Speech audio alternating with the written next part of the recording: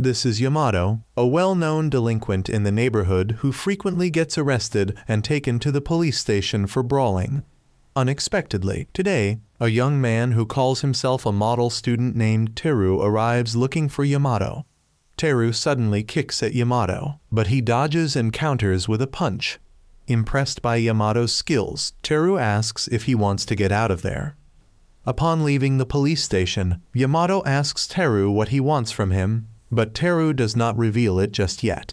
Later, they come across two suspicious individuals hiding in a house by the roadside. These individuals set their sights on a girl walking down the street and use some sort of magic to possess the body of their chosen target. Returning to the main character, Yamato arrives home and unexpectedly glances at an old family photo. Suddenly, he sees an image of his younger sister being engulfed by flames in the past. Although he has accepted the truth that his sister died in an accident, a part of him still harbors doubts that the incident might have been caused by someone. Shortly after, his classmate Kyoka visits to bring him food. Initially, he says he isn't hungry, but when he sees his favorite dish, he reluctantly accepts it. Kyoka tells him that he shouldn't keep getting into meaningless fights, as his excessive pride will only bring trouble upon himself. She then decides to leave and mentions that she has been feeling something strange lately while walking through town as if the entire town were fake. However, thinking it sounds too absurd, she brushes it off and leaves. Later, Yamato goes out and runs into a familiar face on the street. Meanwhile, the girl who was possessed suddenly notices Yamato and realizes that he meets the conditions to become a warrior, someone she must eliminate. She prepares to approach and stab Yamato with a knife, but hesitates, fearing she might be targeting the wrong person. However, her partner is certain that Yamato will soon become a warrior and pose a threat to them, so he insists that they should eliminate him immediately. Just as she is about to stab Yamato, he is suddenly spotted by his rival, Ryugo. Ryugo taunts him about getting arrested. But Yamato retorts that if he hadn't been arrested, Ryugo would have been the one beaten up. Shortly after, the two run into Teru, who unexpectedly invites them both to follow him. Yamato is surprised that Teru also invited Ryugo. Following Teru into an alley, they encounter a gang of thugs. Realizing that Teru had set them up, Yamato and Ryugo, despite often being at odds, decide to fight side by side. They quickly take down the gang, but suddenly, the defeated thugs transform into robots. Now, the robots turn on them and begin fighting back. Yamato and Ryugo soon realize that the robots have analyzed and predicted their fighting styles. However, Yamato turns on some music, grabs a metal pipe, and charges in with relentless attacks. The two fight in an erratic rhythm, making it impossible for the robots to analyze their moves. Eventually, they manage to defeat the robots. However, Teru has kept one last robot in reserve, which he now sends into battle. The robot swiftly launches an initial attack, kicking both of them away. Teru mocks them, saying that, in the end, they are just a couple of street thugs. But Yamato, enraged, lunges forward and thrusts his metal pipe at the robot's face. The robot dodges, but this gives Yamato an opening to escape. He jumps from one corner to another before leaping in and delivering a final strike that destroys the robot's head. Teru claps, congratulating them on passing the test. He then leads Yamato and Ryugo to an arcade, but behind it lies a secret base. Ryugo assumes that Teru is taking them to an underground fight club, but Teru reveals that this place is actually a long-forgotten underground fortress. Inside, they discover a robot, and Yamato is unsure why Teru brought them here. Suddenly, the fortress commander, Minami, appears to explain everything. She declares that their carefree lives are officially over, as both of them will now become warriors in the battle against extraterrestrials. Minami then reveals that 3 years ago, Earth was annihilated by aliens in just 2 days, wiping out 99% of the human population. Earth has been transformed into a habitat for extraterrestrials, while humanity is now forced to live in a small shelter outside of space. All humans have had their memories erased to forget what happened, ensuring they can continue living in peace. To recruit those capable of becoming warriors to protect the world, this fortress has installed numerous cameras around the town to monitor the residents. These chosen individuals will have to pilot these robots to fight against the aliens.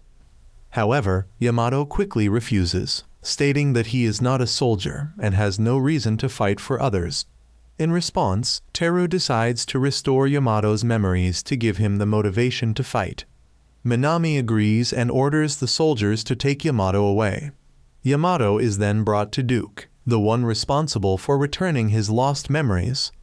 Yamato is shown the day when the aliens attacked.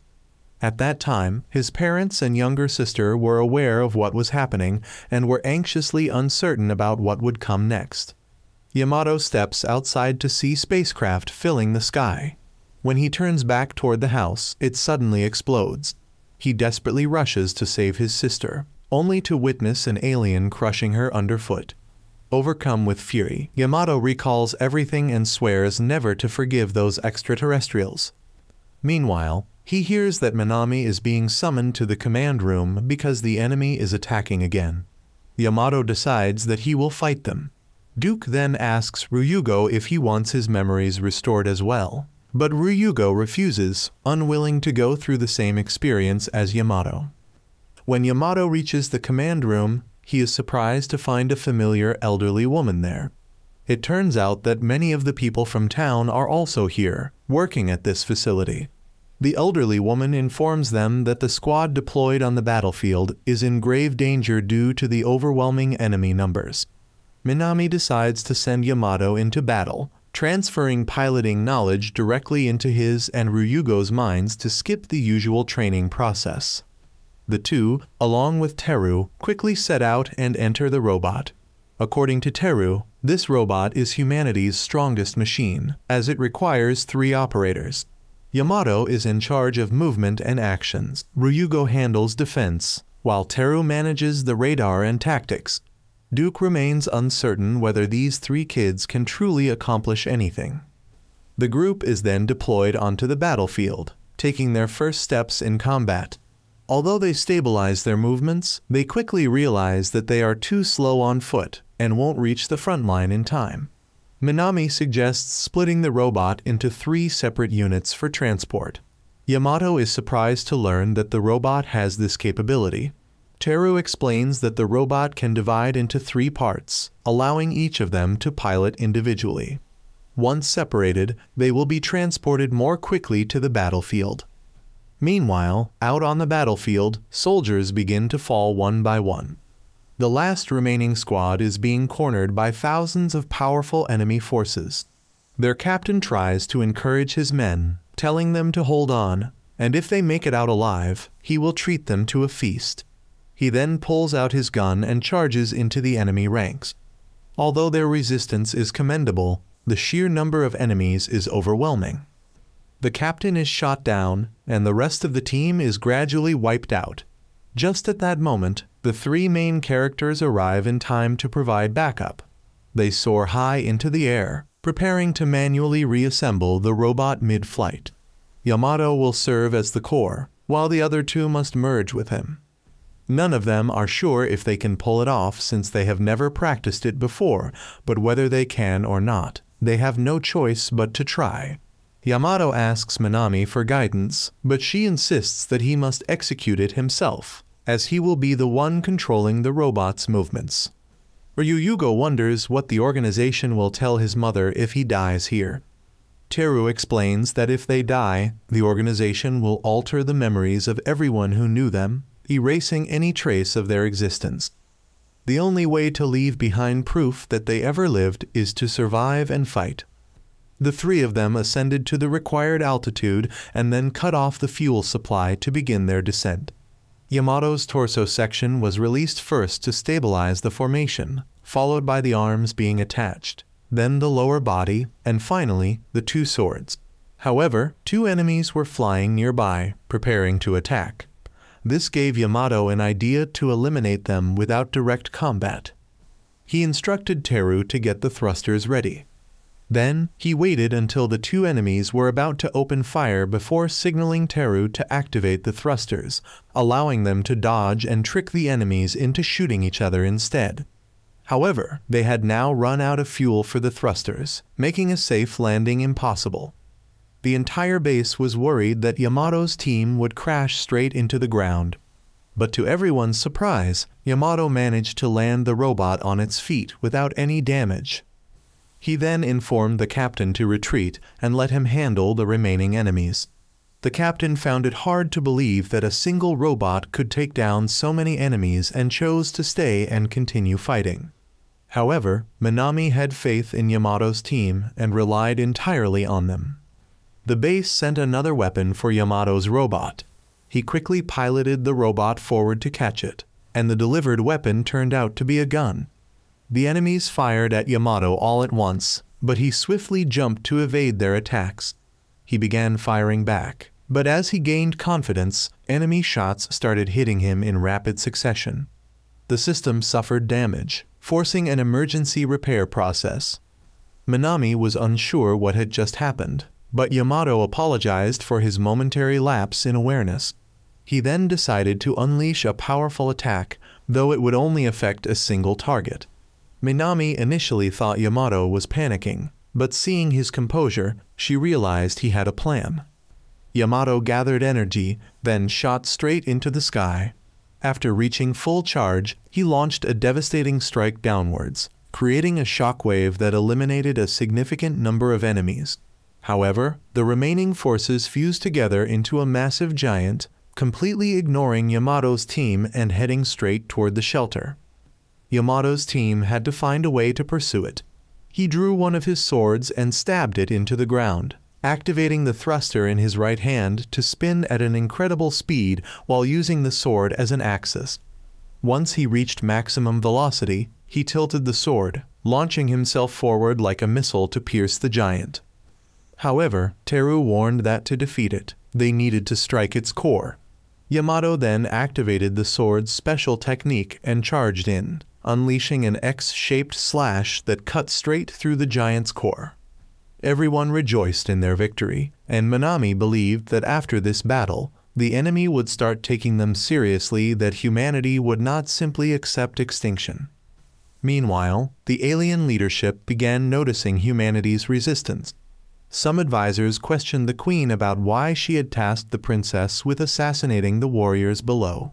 The queen explained that her daughter was still too soft and clung to the idea of coexistence with humans. To awaken her, the queen decided the princess needed to taste blood. Yamato, for now, returned to his artificial daily life, keeping the truth a secret just like everyone else to protect ordinary people from suffering the same fate as him. He reunited with Kyoka and walked to school with her. That day, their class welcomed a new transfer student, Ryuji. Later, Yamato and his teammates went to the elderly woman's restaurant for dinner. The city continued to function, carrying its secrets within. In the following days, Kyoka kept feeling that there was something mysterious about this city. Meanwhile, a serial killer emerged, moving through the city wearing a cloak to hide their face.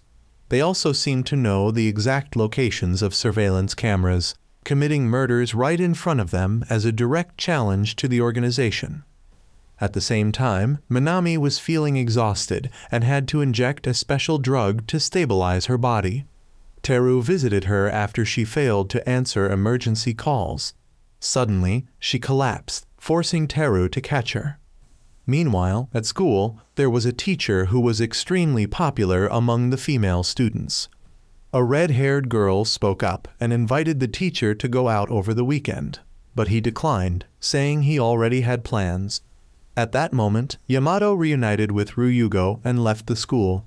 Around the same time, a curly-haired boy who was frequently bullied at school appeared.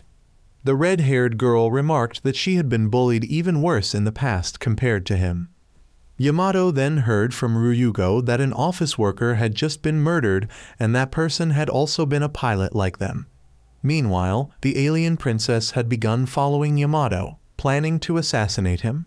After Yamato and Ryugo split up, the princess quickly closed in to carry out the assassination. However, just as she was about to strike, Yamato spotted a coin on the ground and bent down to pick it up, causing her attack to miss. She continued to tail him, attempting multiple times to assassinate him, but each time something obstructed her. Finally, when she found a perfect opportunity, Yamato suddenly heard a voice and turned around only to come face to face with the princess. He called her Asuna, revealing to her the name of the body she had possessed. When he asked why she was following him, the princess's attendant told her to use the excuse that she had fallen in love with Yamato. She went along with the suggestion, leaving Yamato bewildered by the unexpected confession. At that moment, Kyoka happened to pass by and was shocked, completely confused as to what was happening. She had no idea when Asuna and Yamato had grown so close, if anything. When had they even become this familiar with each other?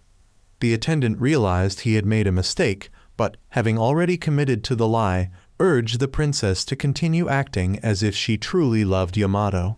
She followed his instructions, but just then, Yamato was summoned to the base, leaving the two girls behind to talk among themselves.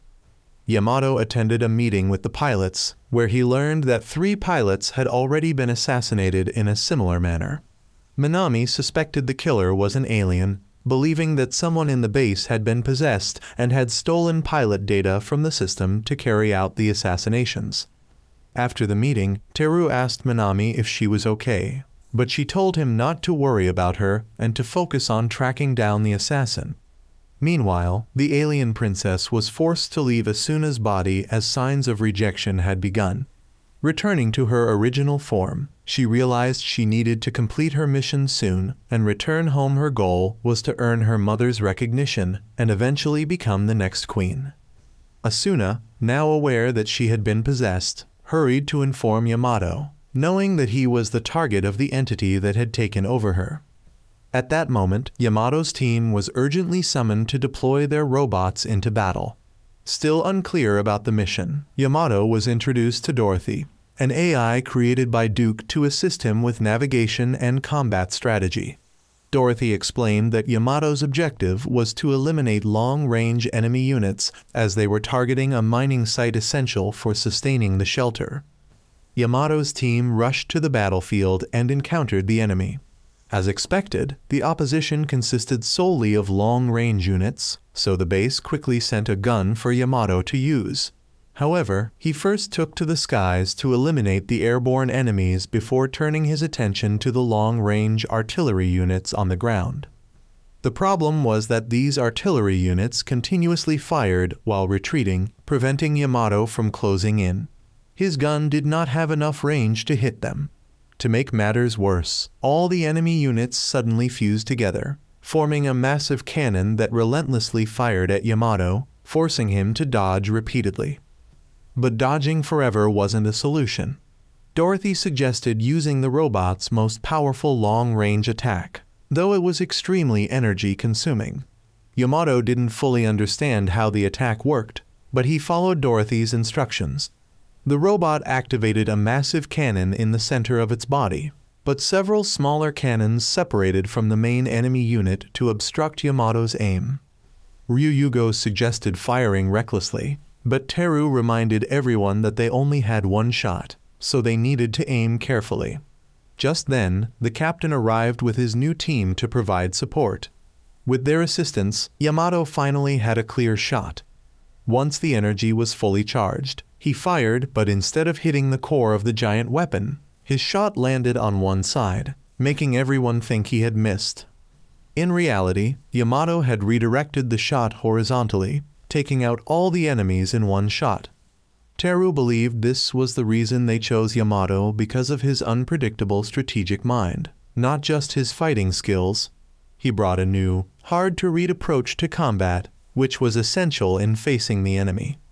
The next morning, Yamato returned to school and encountered Asuna again. She asked him to stay away from her at all times. Meanwhile, Teru returned home and continued his normal life. But he realized that the entire town was a lie. The people living there were simply those who had lost their families, paired together to create new families. At the same time, the alien princess possessed Asuna's body again to follow Yamato. Yamato confronted her, asking what she wanted since she had told him to stay away.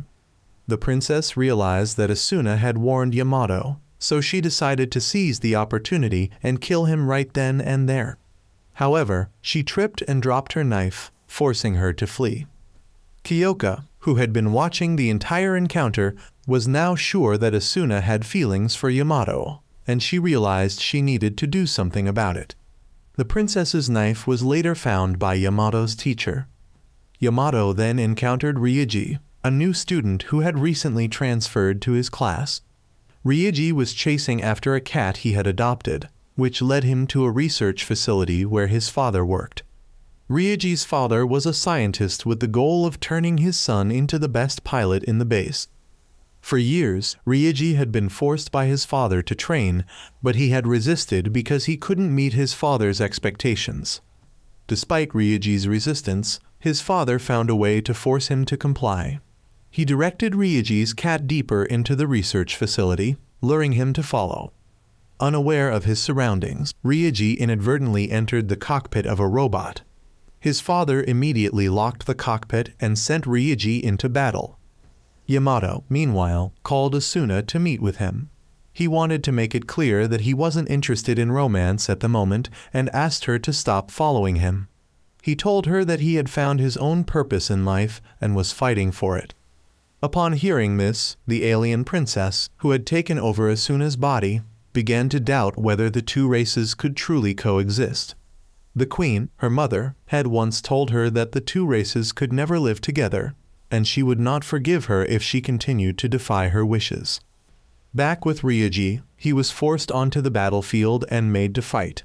However, Ryuji kept trying to find a way out, which made the enemy target him. The impact of the attack killed his cat, which Ryuji blamed on his father. His father, however, insisted that the cat's death was due to Ryuji's refusal to fight. If Ryuji had fought, more people would have been saved. While Ryuji might not have caused the deaths, he could still save many others. Years ago, Ryuji's father had lost his entire family in an alien attack. He was working in a military hospital at the time when he discovered signs of life from Ryuji, who had been on the brink of death. The doctor worked tirelessly to save him and succeeded in bringing Ryuji back to life. From that moment, Ryuji became the driving force for his father's survival. Ryuji was the only one who survived among hundreds of others, and his father believed that Ryuji was a miracle. However, over time, Ryuji withdrew from the world, refusing to show any emotion. His father tried to force him out, but Ryuji resisted, unleashing his latent abilities. This led the doctor to a new discovery: humans have untapped potential, and the current catastrophe was a sign that humanity needed to evolve in order to survive. As time passed, some of the children in the facility began to rebel and attempted to escape. Ryuji used his powers to stop them. The next day, when the doctor checked, he discovered that when these children used their abilities, they developed tumors. The more they used their powers, the larger the tumors grew. After today's checkup, the tumor had disappeared, and the doctor's colleague believed that Ryuji was the one who had eradicated the tumor. On the battlefield, the soldiers began to struggle against the enemy, while Ryuji decided to turn his hatred into motivation to fight, activating his abilities. With his awakened powers, Ryuji was able to control a robot by himself, unlike Yamato's team who needed 3 people to pilot one. Ryuji quickly destroyed dozens of enemies and realized what he had done. The doctor believed that Ryuji had defeated the invaders, and now that he had this power, it was his duty to fight and protect humanity. The doctor then visited the base to meet Minami, asking her to accept Ryuji and his research into the organization. Minami argued that experimenting on humans was inhumane, but the doctor countered by pointing out that she had fueled Yamato's hatred to make him fight. However, the president of the organization accepted the doctor's research and allowed him to become a part of the organization. Meanwhile, Ryuji had gotten another cat to protect, believing that this new cat would make him stronger. At the same time, Yamato was called by his teacher, but the princess stepped in to speak on his behalf, allowing him to leave. She knew that the teacher was also an alien like her and revealed that Yamato was her target. However, the teacher, who hated being interrupted, was about to engage with the princess, but her bodyguard intervened and resolved the situation. Yamato then ran into the boy with the curly hair again, who was being bullied. Some people took pity on him and came to his aid. Yamato's group passed by and decided to help, with Yamato and Ryugo driving away the bullies and catching one of the remaining culprits. Ryugo recognized the face of this bully, who had once refused to give up his seat to an elderly woman on the bus while he was on his phone. Ryugo wanted to teach him a lesson, but the bully called for reinforcements, so Ryugo decided to find their leader and teach them all a lesson. However, Teru had already handled the situation. When they arrived at the hideout, they discovered that the leader of the bullies was Jun, the red-haired girl from Yamato's class. She appeared kind at school, but was actually a cunning person who lured others in. She sent her lackeys to attack, but Yamato and Ryugo quickly dealt with them. Ryugo, wanting to settle a personal score with Jun, went after her, but he kept getting embarrassed while fighting a girl and eventually got punched in the face. Ryuji suddenly showed up, causing Jun to stop fighting. She decided to explain everything. She revealed that she had been bullied in the past because she was too cute, but the bullies helped her enter a beauty contest, which she won. She became famous, and the bullies became her bodyguards, protecting her from those who used to bully her. The reason they were running around the city was because she had asked them to investigate the strange occurrences in the city. She also suspected that the 4 boys were hiding something from her, because, from time to time, the 3 of them, excluding Ryuji, would disappear without explanation. Ryuji covered for them by saying that the 3 boys had been sneaking off to watch adult films, so the others decided to play along and let it go. At that moment, an announcement came through, and all 4 boys made excuses to leave. They all headed to the base, where they would get into 2 robots to enter battle. This time, Yamato's instructor was a different woman. After landing, the command center sent 2 transport robots to take the group to their destination. Now, they didn't need to assemble in mid-air, saving time. Their mission was to destroy the enemies attempting to sabotage humanity's supply lines. Ryuji decided to stay behind and provide support, as his gun had a longer range than Yamato's. Yamato charged ahead, and Ryuji soon found himself surrounded by smaller enemies. After Yamato dealt with the gun-wielding enemies, he realized that Ryuji had been surrounded by enemies with self-destruct capabilities. Yamato activated the cannon to save Ryuji, but the enemy mothership dropped more enemies, and they needed to focus their fire on the mothership to win. However, they lacked the firepower to destroy it. The command center then sent Yamato a bazooka to use. Yamato flew up to grab the weapon and aimed it at the mothership. Just as some bugs ran over to interrupt, Ryuji used his abilities to clear the area around Yamato, allowing him to make the shot. Yamato successfully shot down the mothership, but at that moment, the debris and the bugs merged together again. Yamato asked the new AI if she had any suggestions to help him, and she proposed a new move, the meteor kick. However, Yamato couldn't just rush in to kick because the enemy had an outer armor layer.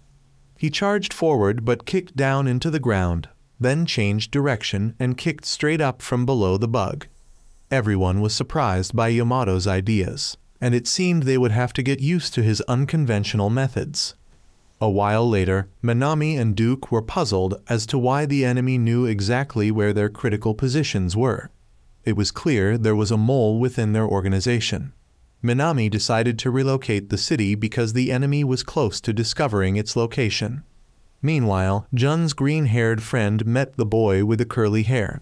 She advised him to speak with the teacher, but he didn't like that idea. A bookworm approached the curly-haired boy and offered to repair his robotic arm. Minami then introduced her plan to the entire military. She intended to relocate the city to a sacred place, which potentially housed a super-large battleship they could utilize. However, the ship had been divided into 12 pieces, with each piece located at a site the city could jump to in one relocation. She suspected that someone had planned this in advance to allow humanity to fight back. The only person capable of such a plan could be her ancestor, the blonde commander. Her family must have foreseen this and had the resources to build such a battleship. Minami decided to trust this theory and implement the plan. However, the challenge now was that to lift off, the city would need at least 1 year to balance. So for the time being, there was nothing they could do. That evening, the bookworm finished repairing the arm for the curly-haired boy. His father was a robot engineer, so the boy had some skills himself. The bookworm knew the curly-haired boy had intentionally allowed himself to be bullied to protect others from being targeted. He also knew the city was a fake. The commander then went to Jun. He had trouble explaining things, but because she met the requirements, he sought her out. He revealed that the city was fake, which piqued her interest, and she wanted to hear more. The two boys had started to figure out how to descend into the underground base. Jun was taken to the base, and the commander told her she would be selected to pilot a battle robot, which she immediately agreed to. Duke discovered the two boys were trying to get underground. He knew the bookworm often came here to spy on the robots, but soon realized that the bookworm had talent in the field of robotics, which piqued his interest. Suddenly, an alarm went off, signaling an attack, and the bookworm saw Yamato's group heading out. Yamato, who was feeling bored because he was about to go to sleep, had to head into battle instead. They noticed Ryeji was not present, but he had been captured by the assassin who killed the previous pilot. The assassin wanted to understand human evolution to adapt and survive on Earth. In the battle, it was clear that the enemy was tougher than usual. The command center decided to send Yamato a large sword, which was dropped from the sky for him to lead the charge. Yamato swept through the monsters, but they merged again, and this new monster seemed stronger than before. Yamato tried using the sword, but it wasn't enough to pierce the armor. He decided to charge up the sword's most powerful move, but during the charging process, he had to continuously dodge the monster's attacks. He charged it up to 100%. But it was still not enough, so he decided to keep charging it, even though there was a risk of the energy core exploding. Despite the warnings from the other two, Yamato kept charging the sword until it reached 200%, and the robot was overheating. Finally, he charged forward, slashing through the armor and splitting the monster in two. Teru was stunned by how far Yamato was willing to go. Jun, who witnessed the battle, became intrigued. Minami decided to scold Yamato because she didn't approve of his reckless fighting style.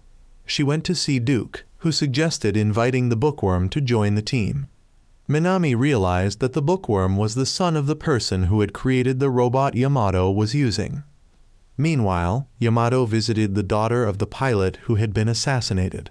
Since both families were blended families, Yamato wanted to talk to her, but she mistook him for pitying her and walked away. On the way home, the assassin followed Yamato, but the princess stepped in to protect him. Yamato noticed and turned back to check. The assassin hated the royal family just like she did because they had exploited common soldiers like him. He then transformed into a form called Fang and completely overwhelmed the princess. Yamato had to return to save her, but the assassin remembered that he had business with Yamato as well and targeted him instead. The princess didn't want Yamato to die, so she transformed into a Fang herself to protect him. Her strength completely overpowered the assassin, and she eliminated him. The royal guard finally arrived to take care of the assassin's body. The princess reverted to her normal form, and Yamato still had no idea who she truly was. The next morning, Asuna regained control of her body and woke up in Yamato's house. Seeing her torn clothes, she assumed something had happened and screamed. She demanded to know what Yamato had seen, but he admitted that he hadn't really looked at anything. Regarding the events of the previous night, she revealed that someone had invaded her mind and controlled her. Yamato had no choice but to explain about the aliens. Asuna suspected that one of the aliens had taken control of her, so she decided to join Yamato in searching for the outsider hiding in the city. Meanwhile, Minami wanted the command center to conduct some experiments to speed up the city's takeoff. The curly-haired boy was standing by a bridge, lost in thought, when Jun's green-haired friend approached him. She advised him not to jump, even if life was tough, but he dismissed her concern, saying he wouldn't litter in the river. Suddenly, he noticed a drowning dog and jumped in to save it. The girl thought he was wasting his time since dogs could swim, but this one was injured and couldn't stay afloat. At that time, Yamato and Asuna continued searching for the two aliens who had controlled her. She vaguely remembered their location from when she was possessed and had the feeling that they both wanted to kill Yamato yet hesitated, making it necessary to meet them in person. They arrived at a rundown hotel, with Kyoka secretly following them, mistakenly believing that Yamato and Asuna's relationship had already reached that stage. When they inquired, the receptionist refused to disclose guest information, making Asuna suspect that the two had already left. Since her senses had sharpened significantly after being controlled, she was certain they were gone. However, she had a lead it involved their homeroom teacher. Yamato had something else to do, so they scheduled their investigation for the evening. Meanwhile, the bookworm had helped Duke improve the robots, leading Minami to officially invite him to work there. He was overjoyed at the opportunity.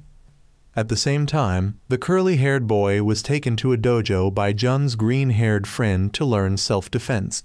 She attacked him relentlessly, but with his robotic memory, he quickly learned and countered her moves. They kept exchanging blows until she accidentally kicked him too hard, revealing that he was a robot. He explained that he had been created with the belief that he had to serve some purpose for humans. He had chosen to be bullied so that no one else would have to be. Despite being a robot, he never felt lonely and didn't need friends. Suddenly, 3 men arrived to take him away for dismantling, as he had fulfilled his purpose. He considered himself garbage, so if he could still be useful in some way, he was willing to accept it. The green-haired girl refused to let them take him, arguing that he had more humanity than most people. He was simply born as a robot. She fought off the 3 men in black and took him away.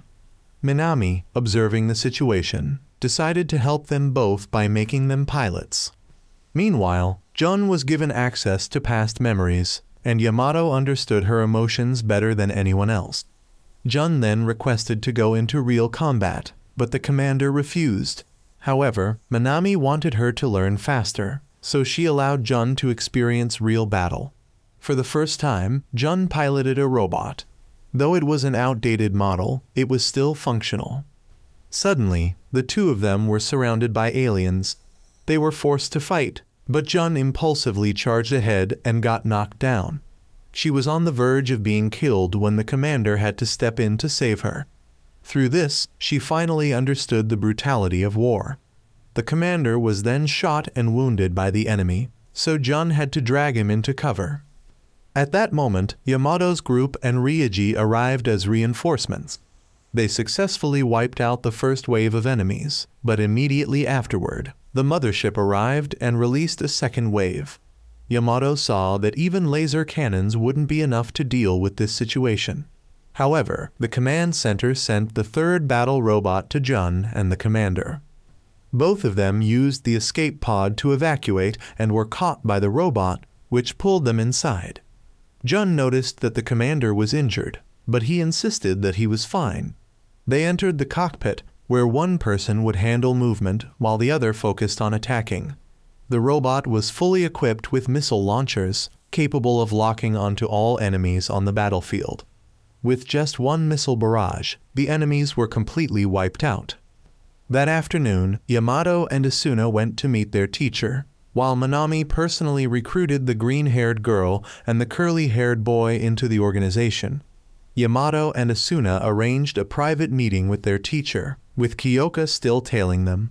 Yamato got straight to the point, and the teacher admitted it immediately, leading to a fight breaking out between them.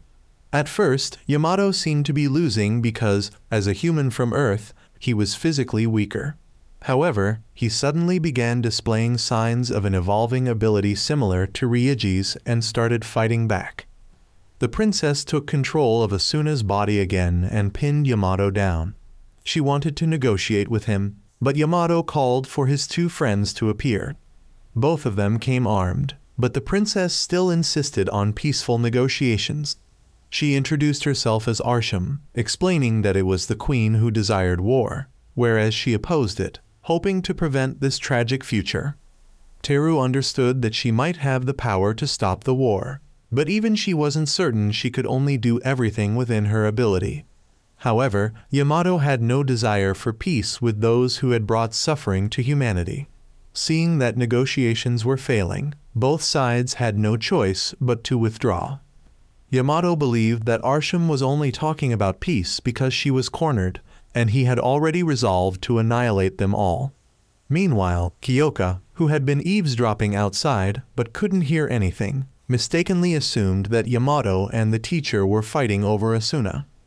The next morning, Yamato didn't show up for class either. Jun and her green-haired friend, Momo, both knew the other was a pilot, so they deliberately found an excuse to argue with each other. Meanwhile, Yamato lay deep in thought about Arsham's words, but still found the idea of peace absurd. Kyoka sought him out, still pondering over the nature of his relationship with Asuna. At the same time, the royal guard believed that peace was impossible because humans were too stubborn. However, Arsham still held onto the hope of a peaceful future, which made him remark that she reminded him of her mother. Though their ideologies were different, their willpower and determination toward their goals were the same. Because of this, he vowed to follow the princess to the ends of the world. He could accept her stance, but the queen would not. Thus, Arsham decided to overthrow her mother. Meanwhile, one of the queen's retainers was sent to retrieve Arsham, but the queen instead ordered the destruction of the human city, regardless of Arsham being inside it, as punishment for her defiance. The royal retainer felt guilty, as he had been Arsham's mentor since childhood.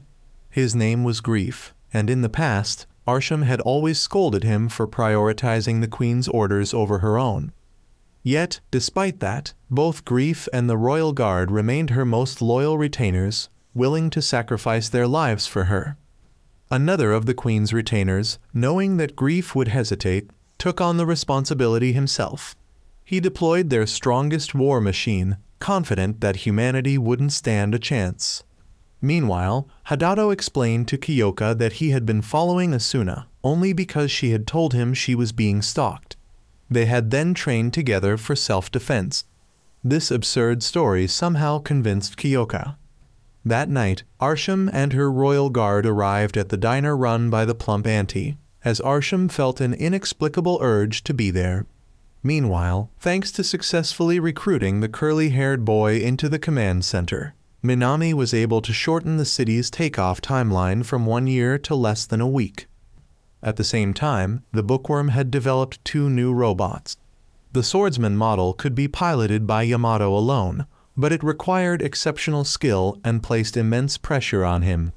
The artillery model, on the other hand, was best suited for 2 pilots to balance firepower and mobility. Elsewhere, Jun and Momo sparred, and since Momo won, she demanded to pilot the artillery unit in the next battle. However, Jun refused, arguing that she had real combat experience. Suddenly, an attack alert was issued, prompting Duke to have both of them co-pilot the artillery unit. The commander needed to recover from his injuries, and besides, he lacked the aptitude to pilot an advanced unit like the artillery model.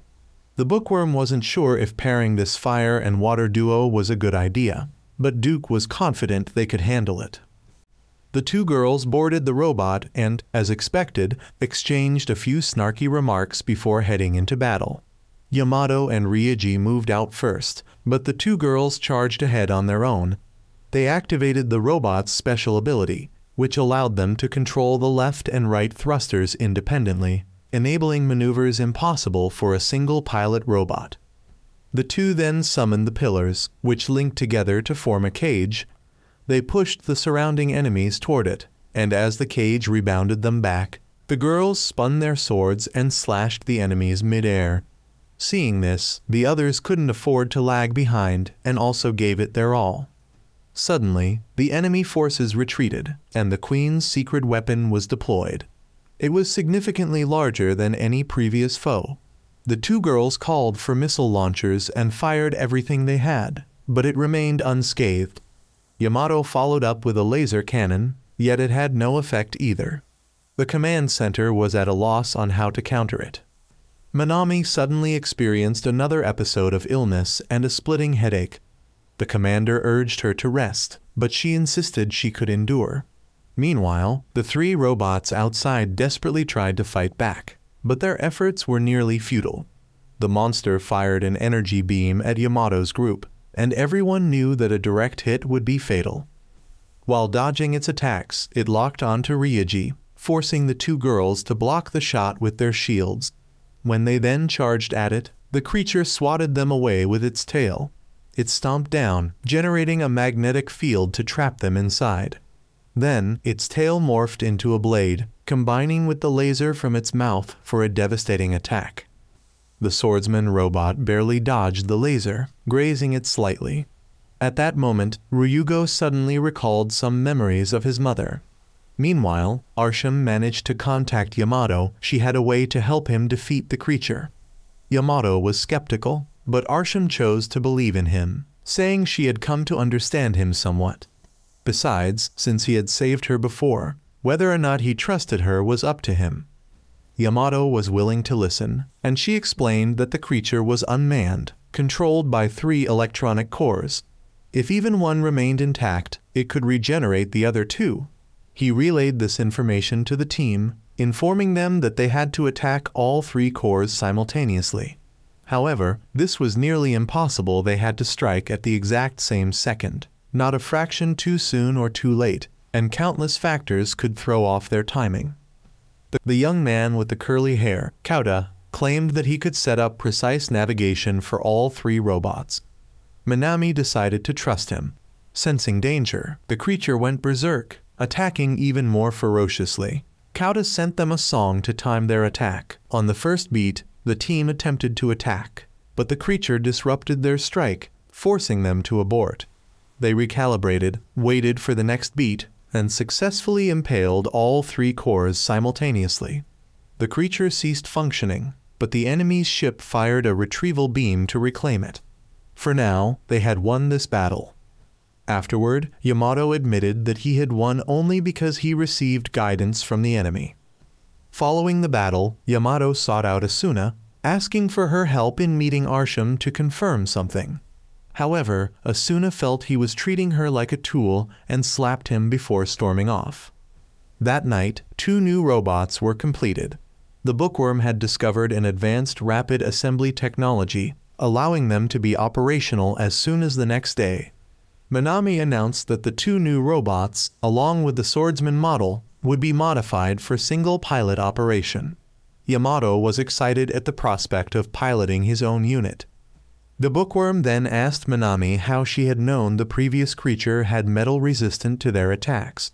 She replied that it was just intuition and a lucky guess that happened to be correct. Meanwhile, Teru and Yamato noticed that Ryugo was acting strangely. Ryugo had recalled past memories and realized that his current mother was not his biological mother. He wanted to bid her farewell, but when he entered, he saw that she had already prepared a meal for him. He was afraid if he told her the truth, would she see him differently? Would she still treat him the same way? But he couldn't keep pretending forever. So, he decided to speak. He returned his father's keepsake to her and admitted that he was not her biological son. But he was still grateful to have had someone like her to care for him. As he turned to leave, his mother revealed that she had known all along. But she had already found all the happiness she needed. She simply wanted to continue being his mother. After all, who else would put up with a troublemaker like him? The two embraced, and the scene was truly touching. Yamato and Teru, watching from the sidelines, also gained a new perspective on family. When Teru returned home, he noticed that his parents were gradually losing the effects of their memory suppression. Their old memories of their previous family were starting to resurface. Teru had to speak up to snap them out of it. Meanwhile, the queen was furious that Arsham had interfered and helped humanity secure victory. She decided to send Grief into battle to deal with Arsham. However, he hesitated, since when had their race become so barbaric as to sacrifice their own daughters just to destroy their enemies? But the queen insisted that this was her way of educating her children, leaving Grief with no choice but to turn away. She then ordered her remaining royal guard to mobilize the entire army, having merely tested Grief's resolve. At that moment, Arsham was lost in thought when Asuna suddenly appeared before her. Asuna allowed Arsham to borrow her body, enabling her to meet Yamato in person. Arsham confessed that, initially, she had only pretended to like him as an excuse, but over time, that lie became the truth. She had genuinely started to care about him and wanted to listen to him more. She wished for a world where both species could coexist. Meanwhile, Minami had overworked herself, becoming so strict that the command room staff advised her to take a break. Exhausted, she later encountered Teru, and the two returned to their shared quarters. It was revealed that Minami was actually an alien, and only Teru knew this. Years ago, when humanity was under attack by aliens, Minami had saved Teru. When he regained consciousness, she admitted that her own kind had killed his parents and asked if he wanted revenge. She tossed him a knife, telling him that if he didn't want to live, he could take her life or even take her with him in his revenge. However, Teru lacked the resolve to go through with it. Seeing this, Minami admitted that she was the same as him. She detested killing and believed the queen's ideology was wrong. She loved the beauty of Earth and had, 9 years ago, secretly sent a warning to humanity to help them prepare. And if humans were not entirely incompetent, she would now lead them toward a world where both species could live together. Returning to the present, the medicine that allowed her to adapt to Earth was gradually losing its effect, so she wanted to accelerate their plans before it was too late. Meanwhile, Yamato was guided to meet Arsham in person. He realized that she wasn't so different from humans. She recounted how her home planet had been destroyed, leaving her people in desperation and exhaustion. When they discovered Earth, the queen chose to conquer it swiftly to secure a new home. Even though she knew it was wrong, could he truly blame her? Would he protect his family or a group of strangers? Yamato understood her perspective. At that moment, Arsham suddenly felt hungry, so he took her out to eat. Since she couldn't eat meat, he took her to have noodles. The two were able to enjoy a pleasant conversation. A passerby, upon seeing Arsham, was momentarily shocked. As they left, Yamato admitted that she wasn't so bad after all. She expressed a desire to learn more about this world, so he took her to watch a movie. She realized that humans could revive others through the power of love. He then took her to play baseball, go shopping, try crane games, and have drinks. Suddenly, 2 men in black appeared to capture her. Yamato fought them off and escaped with her. At the same time, Grief met with the royal guard, and the two entered a maid cafe to talk. Grief was bewildered to see the royal guard so utterly enthralled by the cuteness of the place. Getting back to the main issue, Grief had come to rescue the princess, as the queen had ordered the complete annihilation of both the place and Arsham for her betrayal. Both of them understood the queen's nature, but the royal guard refused to hand Arsham over. He had already resolved to help her seize the throne. Meanwhile, Yamato and Arsham successfully evaded capture, and she finally admitted that she was a princess and that she desired peace. Suddenly, an attack warning blared. This time, the enemy forces were 10 times larger than usual. Everyone prepared for battle, but Yamato was nowhere to be found. Ryugo and Teru were concerned, as they had relied too much on Yamato in the past. However, they resolved to fight on their own this time. Their objective wasn't to defeat all the enemies, but to buy time this time. The enemy was determined to crush them completely, so they only needed to hold out until the city could take flight. Grief also joined the battle, declaring that if the enemy commander advanced any further, he would consider him an enemy as well. At this moment, Yamato had taken Arsham to his swordsman robot. However, one of the soldiers there recognized Arsham as someone from the engineering division and immediately pointed a gun at her. Both Duke and Yamato tried to stop the young man, but Arsham was willing to face the crimes of her people. If he wanted to shoot, he could go ahead. If she could become their ally, she would accept it. Yamato was finally able to reach his robot with Arsham, letting her sit in the co-pilot seat. His aunt called to inform him that everyone else had already gone ahead, and that this was a battle they could not win. Buying time was the only objective. Yamato was equipped with flight gear, but since it wasn't fully completed, he could only fly for a short time before overheating. Meanwhile, Duke also managed to bring Kyoka to the scene, as she had already been dragged too deep into this situation. She was given a role in the command room and decided to fight alongside Yamato. At the same time, Teru and Ryugo were getting used to their new robots. They were confident that if the monster from last time returned, they could take it down. The moment they finished speaking, it actually appeared. The two coordinated their attacks, pulling it down with cables. Teru pointed out its new weak spot this time, on its back. Ryugo slammed it down, causing all the machinery in that area to melt and explode. Elsewhere, the commander observed that the enemy forces were linking together, with one specific unit acting as the central hub. After careful analysis, he identified the key target and ordered all troops to fire at it. Ryuji charged straight into the battlefield to cut down as many enemies as possible. Yamato targeted the enemy aircraft, with Arsham guiding him to aim at their wing-mounted navigational systems to disable them. He initially wanted to shoot the engines to finish them off quickly, but Arsham insisted on minimizing casualties among her people. After all, their true enemy was the Queen. Yamato relented and followed her advice, slashing the aircraft's wings to gradually force them into a controlled descent instead of outright destruction. Back in the command room, an elderly mayor entered and suddenly pulled out a gun, revealing himself as the traitor. He had a terminal illness and had secretly collaborated with the aliens in exchange for life-prolonging medicine. Minami lunged forward to seize his gun, but her compatibility with Earth's environment failed at that moment, causing her to take a bullet. Duke fired back, but the mayor had a bulletproof shield. Cowder rushed forward to grab the gun but was shot in the head, yet he suffered no harm. She was quickly rushed to medical care.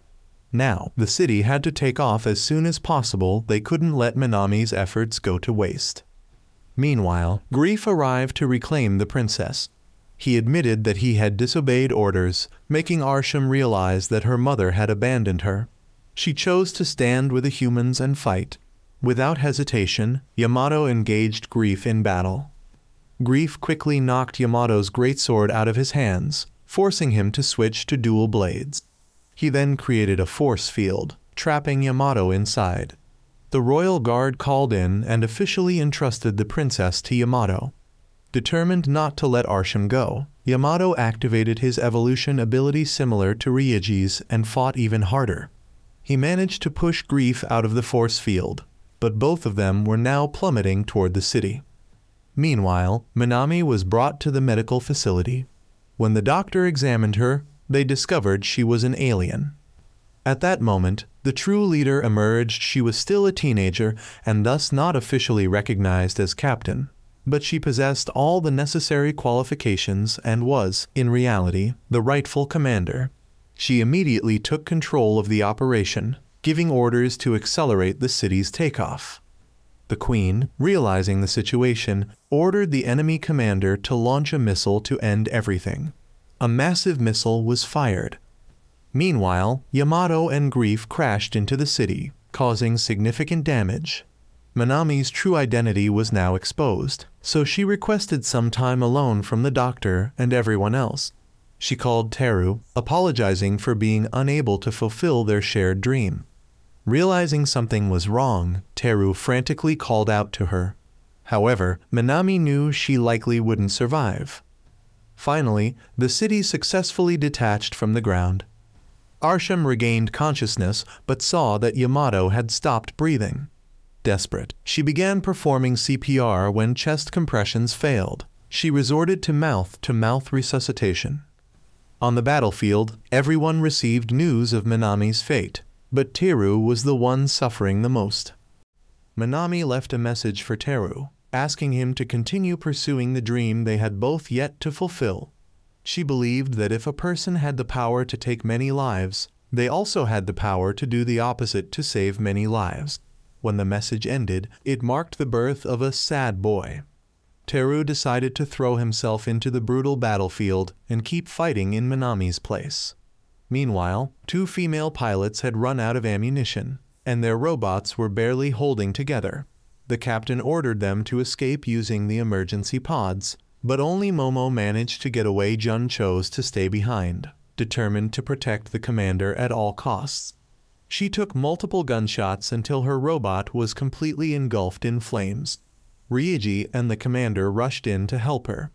The commander even made it to her cockpit, but Jun had already suffered fatal wounds. She could only leave behind her last words before passing away.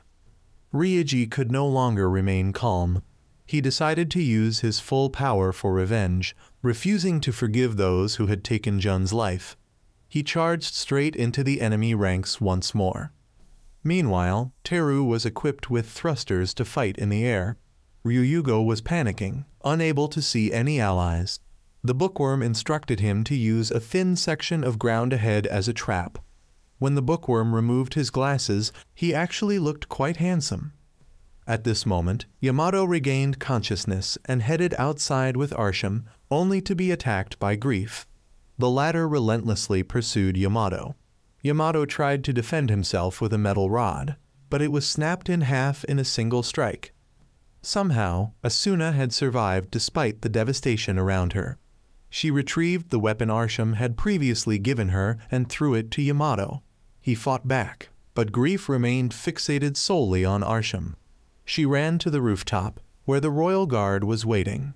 He tried to stop Grief, but Grief lunged forward and stabbed him without hesitation. Previously, both Grief and the royal guard had admitted to each other that they deeply admired, and perhaps even loved, Arsham. However, the royal guard had chosen to discard his feelings in order to stay by her side, watching over her as she grew up. Now, seeing her with another man, he couldn't help but feel heartbroken. With his last breath, he passed away. Grief was momentarily stunned, allowing Yamato to slash him in the eye. Wounded, Grief retreated to his robot and took Arsham with him. Yamato also ran back to his own robot, struggling to activate it, then used all his thruster power to give chase. Outside, Arsham tried to reason with Grief, but Yamato caught up and severed the arm holding her. Both of them drifted in zero gravity, desperately clinging to whatever they could. Grief moved ahead, but Teru grabbed Yamato, preventing him from pursuing further. Yamato pulled out a gun, threatening Teru, but Teru simply told him to go ahead and shoot. Minami was already dead, so he no longer cared. Unable to do anything, Yamato had no choice but to retreat. Their priority now was to destroy the massive missile that threatened the city. The Supreme Commander switched the ship into combat mode, unveiling a barrage of cannons, including a massive main cannon. She ordered energy to be evenly distributed enough to fire their weapons while keeping the ship airborne. Once the enemy fleet was within range, their weapons began charging. The attack wiped out the enemy fleet, their command ship, and all forces on the ground. However, as the smoke cleared, the missile was still intact. Yamato was given the final mission. All available energy was transferred to him, allowing him to wield the great sacred sword. The sword materialized from nothing, and Yamato lifted it, charging forward. With a single, powerful strike, he cleaved the missile in two. The operation was a complete success, but at a heavy cost. Meanwhile, Arsham remained safe on the ground. She encountered an old man who was willing to give her a ride. After returning, Yamato was haunted by recurring dreams of Arsham. His 2 friends noticed that he wasn't himself and invited him out, but he declined. Asuna understood what was happening. Yamato truly cared about Arsham. Elsewhere, Jun had miraculously survived and was grateful to Ryuji for saving her. It turned out that when the commander retrieved her, Ryuji had used his power to bring her back to life. If he could do that, then why not save Minami too? The Supreme Commander then revealed Minami's final wishes to the rest of the crew. To keep her secret hidden from the public, they used memory alteration techniques. She was later summoned to discuss their next mission. Meanwhile, the scientists were examining Minami's body. They couldn't understand why humans and aliens were nearly identical aside from the differences in their blood composition. After re-examining the body, the scientist was shocked by a discovery. Meanwhile, the Bookworm and Duke successfully rebuilt the robots for the two female pilots. Ryugo, however, was clueless about what was wrong with Yamato. Teru explained that Yamato had fallen in love with an alien just as Teru himself had once done. Suddenly, an enemy alert was issued. Teru told Ryugo not to take part in this battle. At the same time, Grief, who had been imprisoned, managed to escape. The Queen ordered his execution, but he went to her himself, challenging her to take his head personally if she truly wished to kill him. Meanwhile, Arsham encountered Victor, the leader of a self-sustaining underground gang. He had previously spoken with aliens and understood that they were merely trying to survive, just like humans, so he bore them no hatred. Suddenly, a mutated Earth creature emerged from underground. Victor immediately ordered his men to prepare a robot for him. As soon as it transformed, Arsham was astonished. It looked almost identical to Yamato's robot. At the same time, since the battle was taking place in the air, only Yamato and Teru's robots could participate. However, Teru had yet to arrive, so Ryuji decided to pilot in his place. With a large number of enemies approaching, Ryuji formulated a plan. Yamato understood it immediately without needing an explanation and proceeded accordingly. Ryuji fired a barrage of missiles, creating a magnetic field that immobilized the enemies, while Yamato charged straight through them, crushing everything in his path. After clearing the smaller foes, the remaining enemies combined into a larger form. Yamato responded with his cannons. To prevent Yamato from being pushed backward by the recoil, Ryuji braced against his back and fired an attack in the opposite direction. The opposing forces canceled each other out, neutralizing both their movement and the combined enemy. Now, only the massive enemy warship remained. Yamato wanted to use the Great Sacred Sword again, but they didn't have enough materials left to recreate it. Instead, he decided to use the remaining resources to craft something else. While Yamato was gathering energy, Victor down below knocked out the mutant creature with a punch, then charged forward and obliterated its head. By this point, Yamato had taken all the remaining material from their ship and ascended into space. There, he gathered additional energy and created a jetpack-like aircraft on his back. Additionally, he formed a massive meteor. Using the wings on his new flight unit, he propelled the meteor downward, hurling it directly at the enemy warship. Everyone was stunned not only by Yamato's extraordinary abilities, but also by his creativity in using his intellect to fight. Meanwhile, Arsham asked Victor about the origins of his machine. He simply replied that he had stolen its design from an organization and used an abandoned factory to build it. In this world, such machines were essential for survival. Back at the palace, the Queen prepared to execute Grief. However, he had his men ambush her, severing both her arms. With this, he declared a coup and seized the throne elsewhere. The scientist made a shocking discovery: Minami was pregnant. Her child was a hybrid between a human and an alien. Even more astonishing was the fact that the baby was alive. Teru was completely shaken by the news, uncertain of how to face it. Grief had now successfully usurped the Queen's position and declared himself the new ruler. He confronted the former Queen, telling her that he wouldn't kill her just yet. He first needed to subjugate those who opposed him. She warned him that he wouldn't be able to control their race without her, as she was the only one capable of producing soldiers. But Grief argued that her daughter could do the same. Meanwhile, Arsham struck a deal with Victor, asking him to take her somewhere. He demanded payment, so she reminded him about the battleship that had just departed. She wanted him to take her there so she could save everyone on board. In return, she would give him all the supplies aboard the ship. Victor found the deal interesting and agreed. However, before helping her, he needed to return to his settlement to refuel.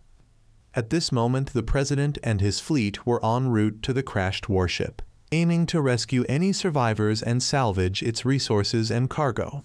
Their spaceship soon landed and activated its camouflage mode. The captain then led a reconnaissance squad to explore the surrounding area. Meanwhile, Yamato reunited with Ryugo and noticed that he was injured. Ryugo explained that he had accidentally wandered into Q's territory.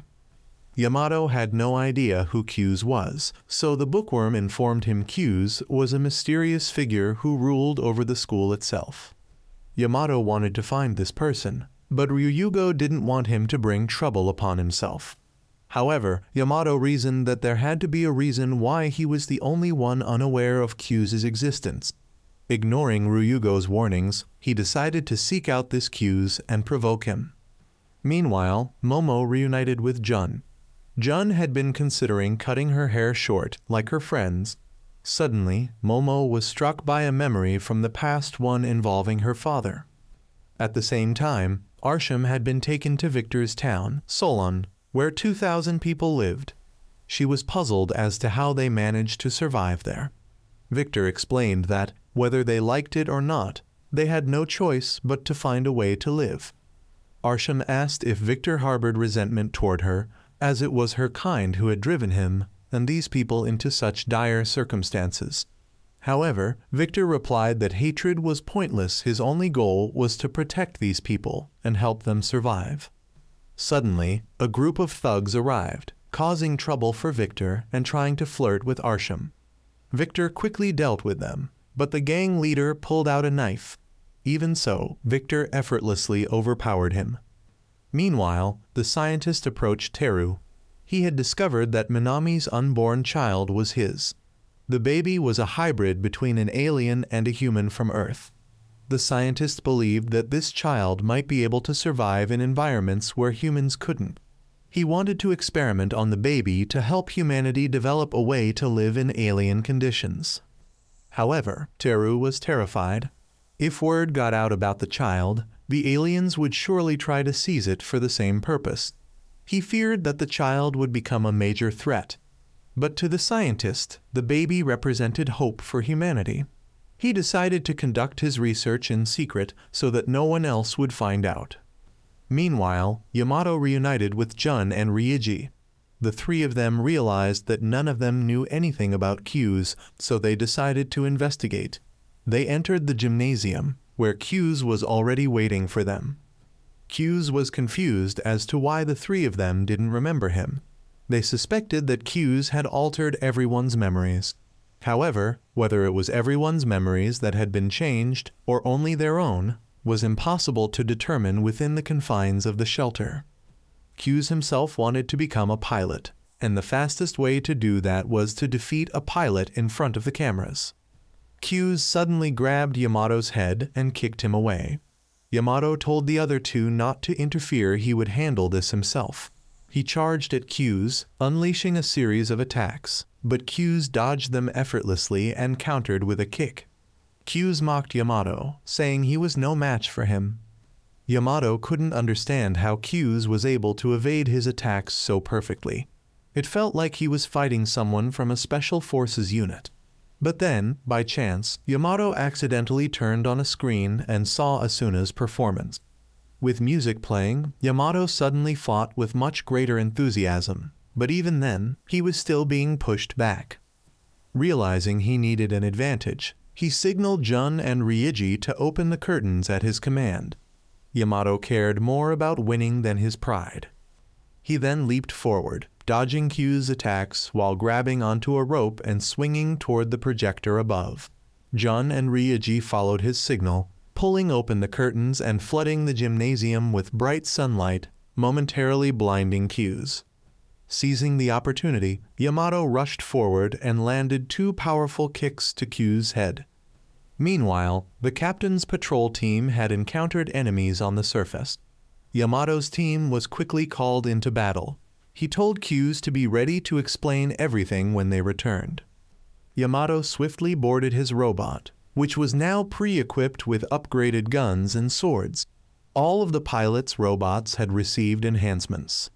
As they deployed to support the captain's team, everyone was excited about their upgrades. However, they were suddenly attacked by a new enemy that flew past and spewed flames at them. The foe continuously darted out of sight, making it difficult to track. Yamato suggested splitting up to hunt the enemy down. The others were surprised, since when was Yamato their leader? He simply stated that no one else was more suited to giving orders than him.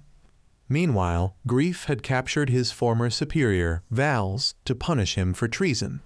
In the past, Vals had defied a direct order from the Queen, resulting in his long imprisonment. However, unlike the Queen, Vals was no coward. Vals realized that Grief was holding something over him, so he chose to submit and follow Grief's orders. At the same time, one of the Queen's most loyal subordinates, Demir, secretly freed her and helped her escape. Elsewhere, the ancestors of humanity, Adam and Eve, discovered that Earth, the planet they had nurtured, had been invaded. Determined to put a stop to this, they decided to take action. Back with Yamato's group, the fire-wielding enemy returned. The team nicknamed him the Fire Demon. He began launching energy projectiles that could track their movements. Even though they tried to split up and escape, the projectiles relentlessly pursued them.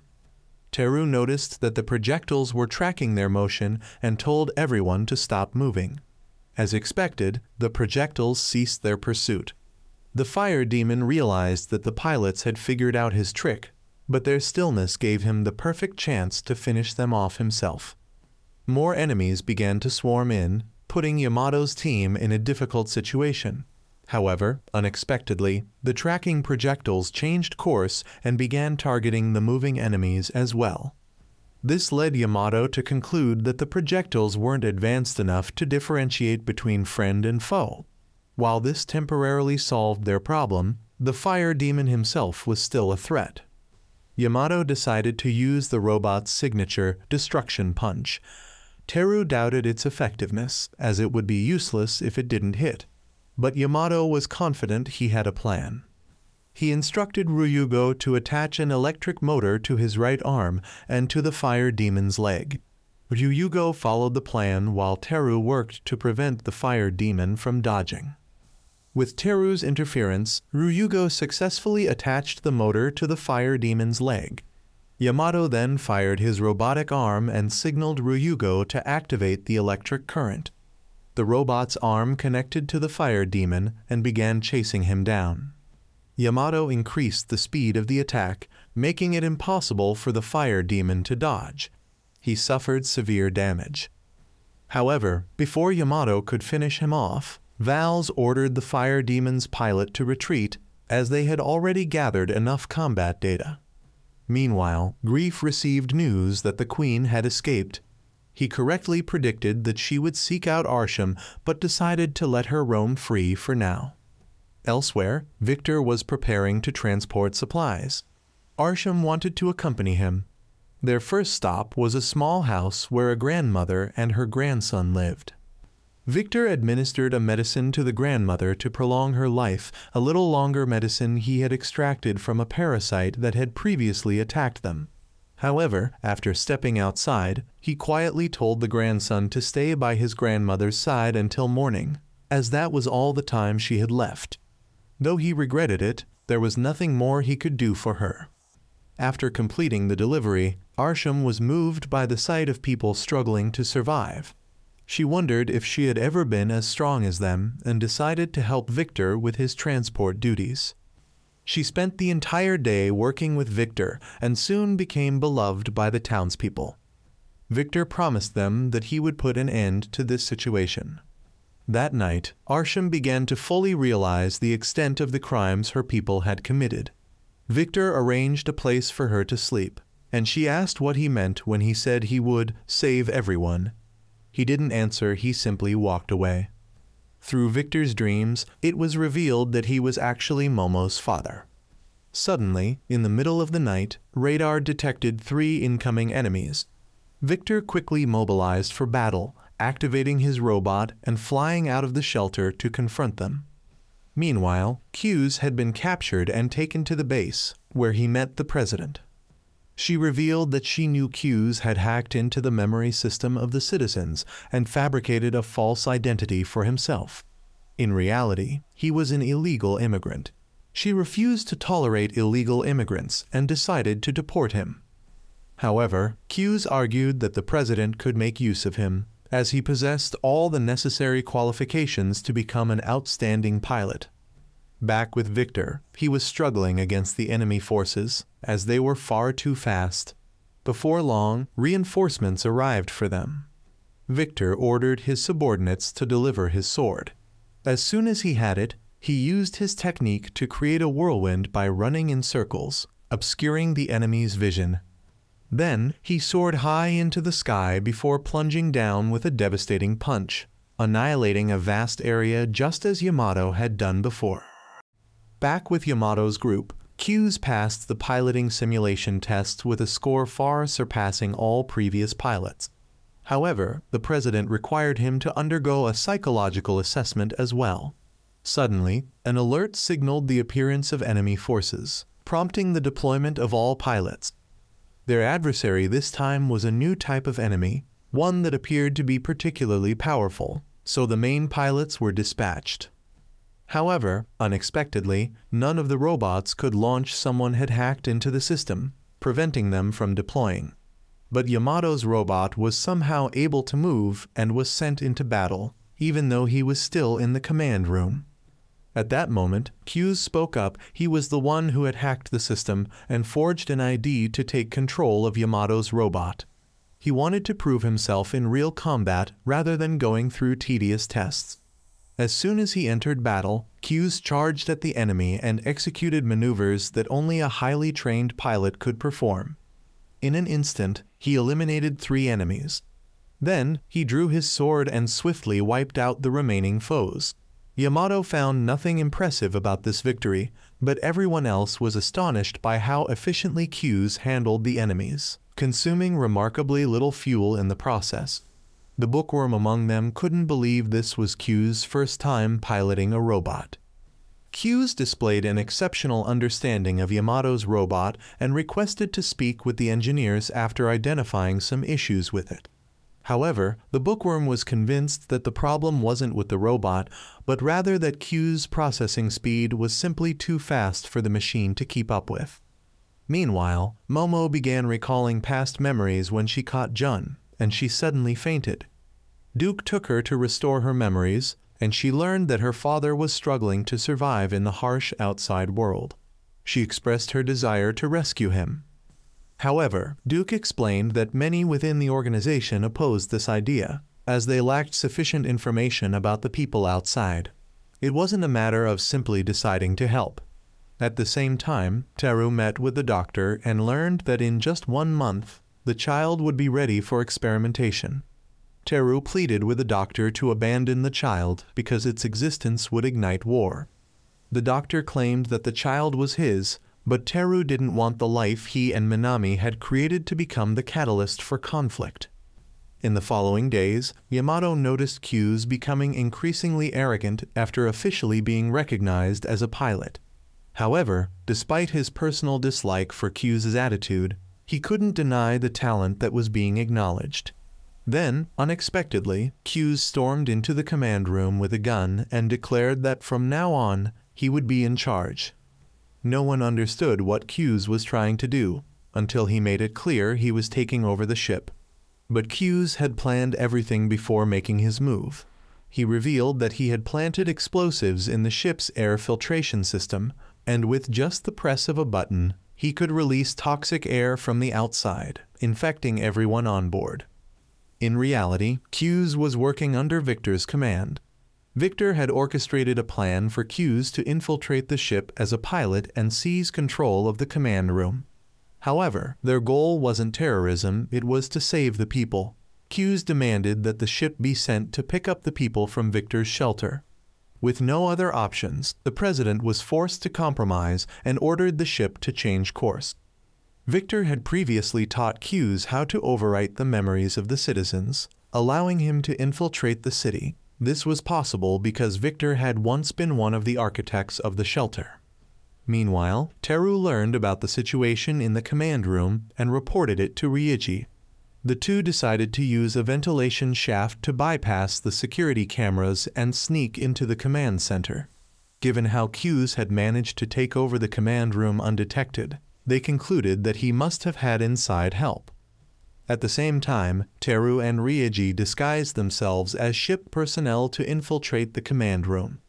Elsewhere, the Bookworm and Duke were puzzled as to why the command room had not responded to them. They had just completed a new robot and needed to introduce it to the command team.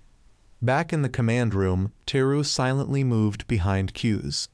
One of Q's allies noticed and attempted to warn him, but she was quickly subdued by Ryugo and Yamato.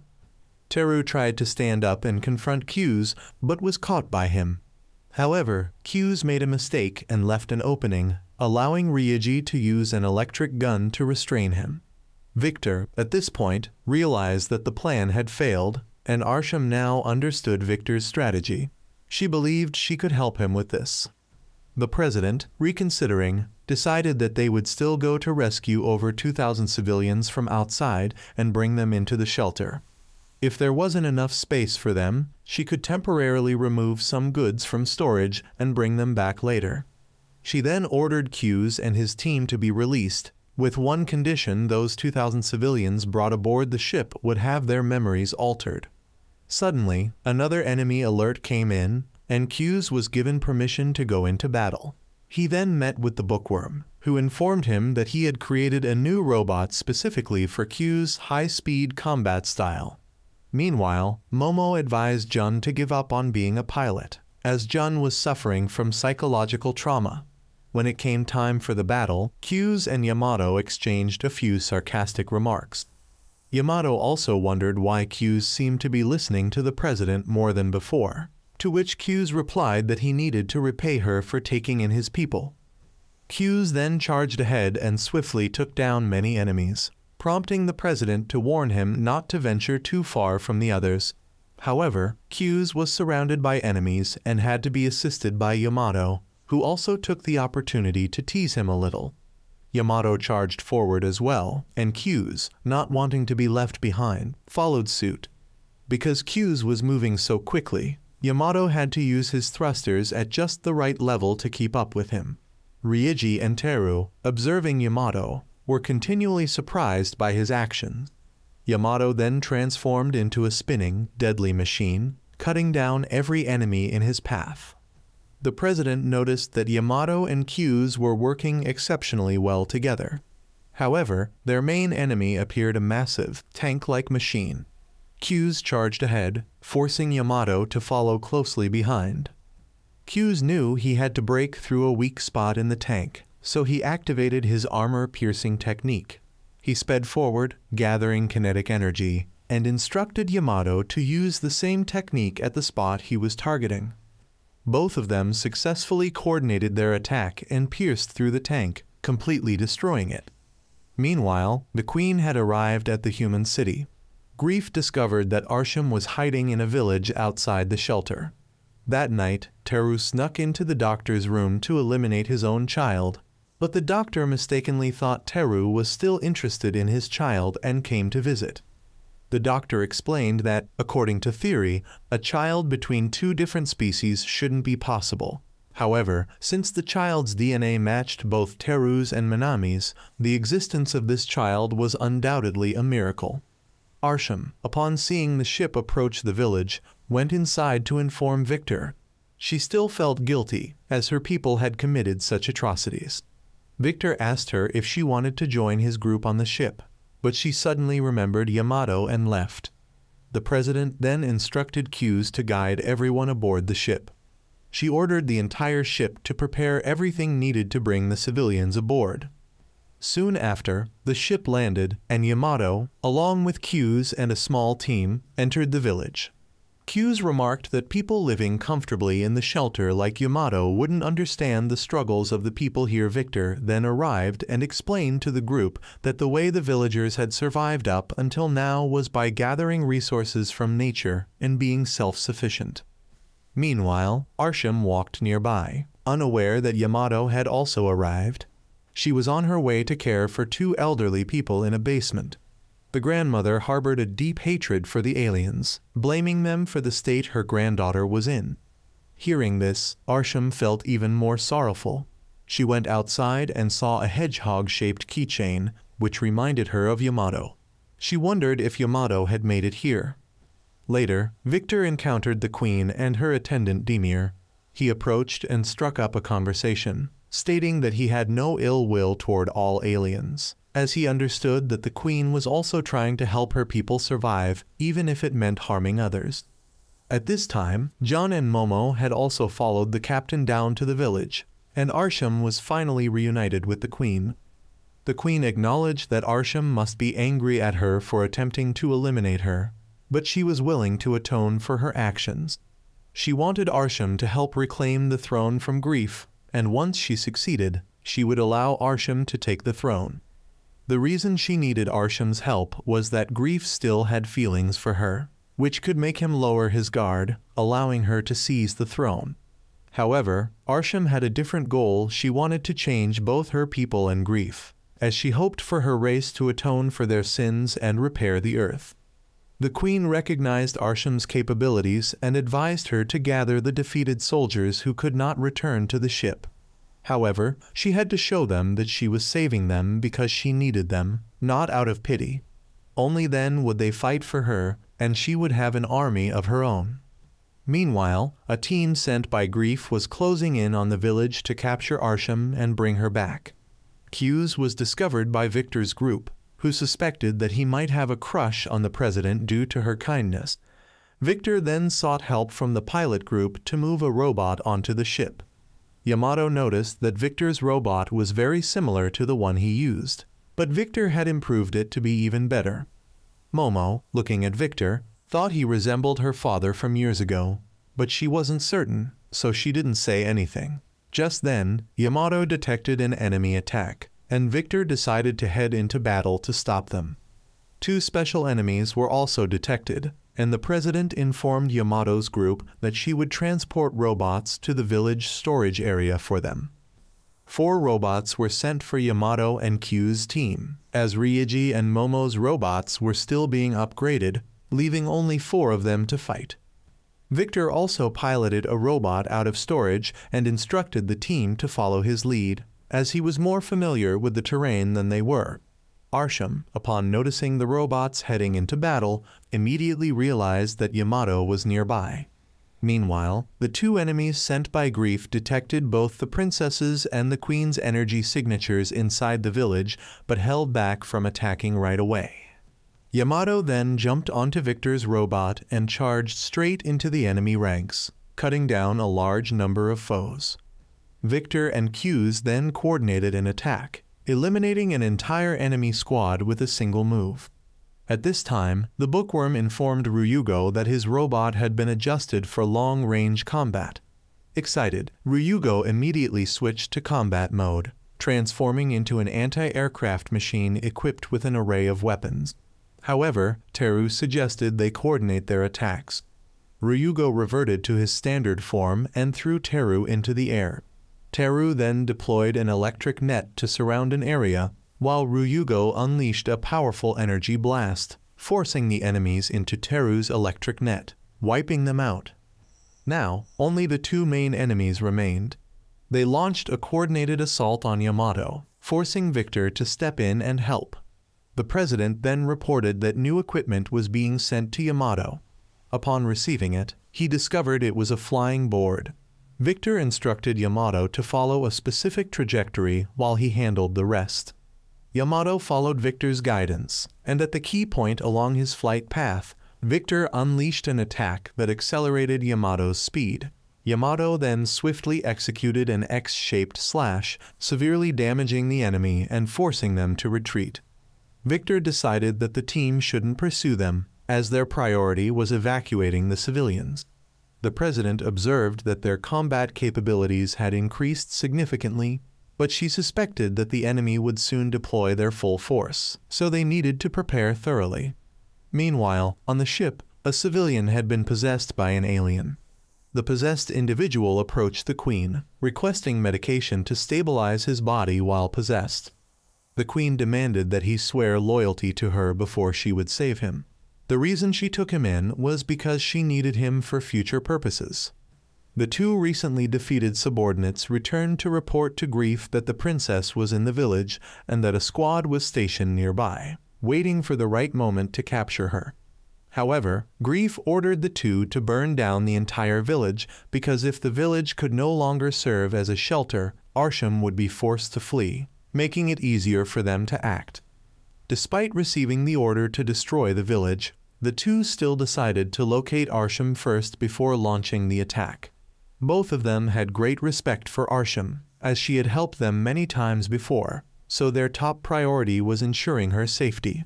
Meanwhile, Momo went to acknowledge Victor as her father, but for some reason, he insisted that he had no daughter and did not understand what she was saying.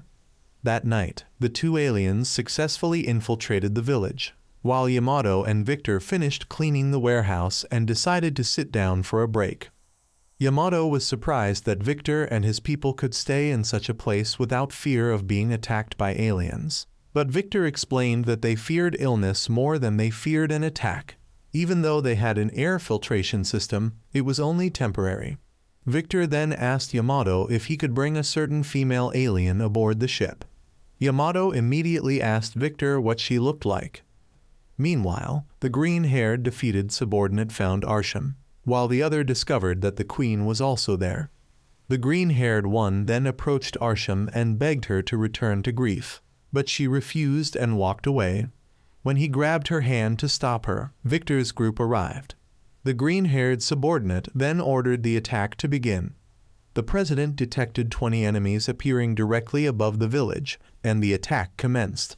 The green-haired one declared that the village had to be destroyed to reclaim Arsham, but if Victor agreed to hand her over, he would cease the assault.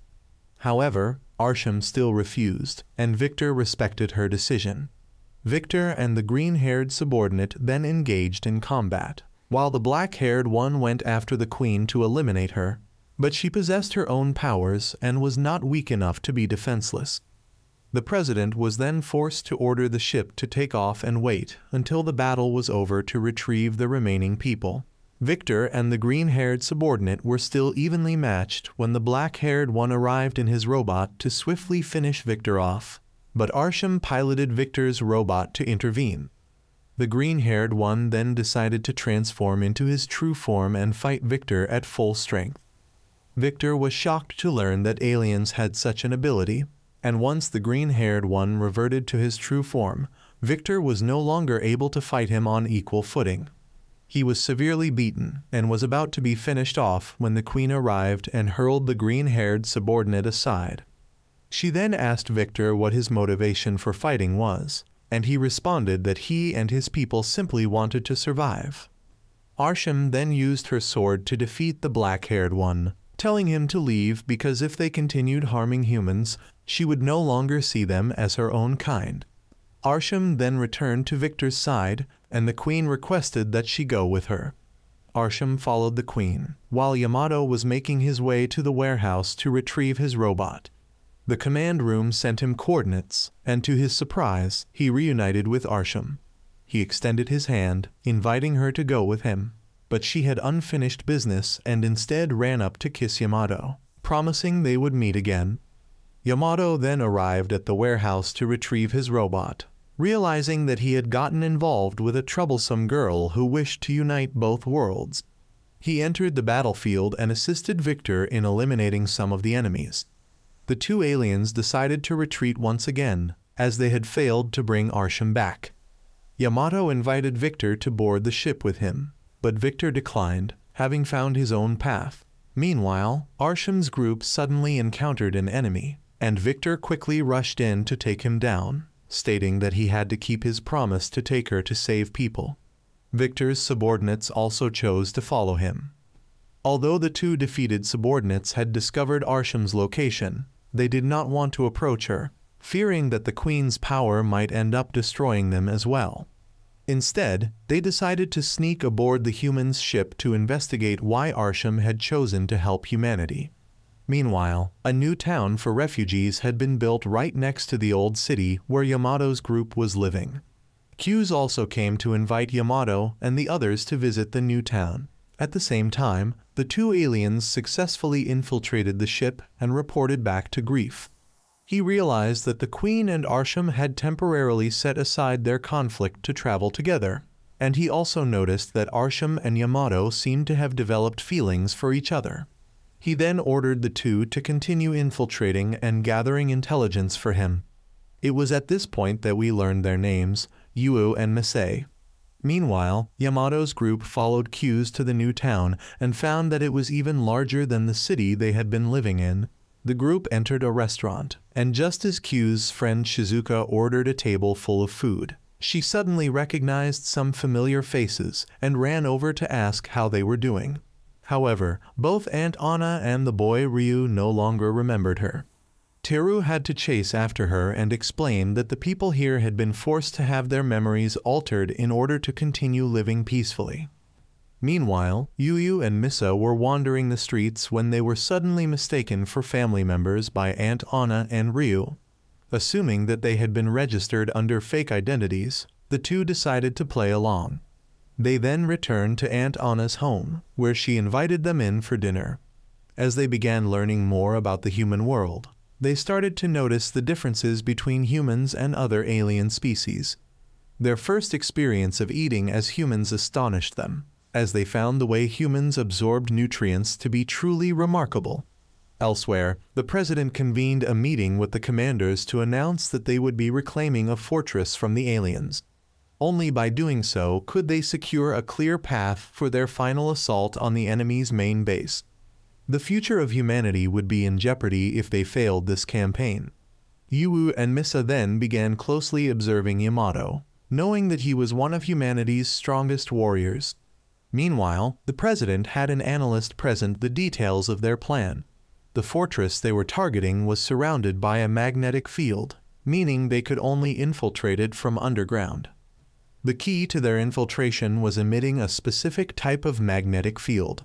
From a previous encounter with the fire demon, they learned that he had fired a type of projectile that did not differentiate between friend and foe. Initially, they thought the aliens were willing to sacrifice their own soldiers, but that was not the case. The reason targets were being hit was due to differences in the magnetic fields they emitted. If they could analyze that field, they could create interference waves to prevent the enemy from distinguishing allies from enemies. At this moment, Yamato realized that he might indeed have feelings for Arsham and wondered what he could do to help her. Meanwhile, Momo and Jun visited the bookworm to request permission to return to the cockpit. He revealed that he had created an AI named Wolf to assist Momo in combat. Momo still believed Victor was her father, but she suspected he had a reason for not acknowledging her. Elsewhere, Teru visited the doctor, who took his daughter out of the incubation chamber. Teru decided to name his daughter Mirai.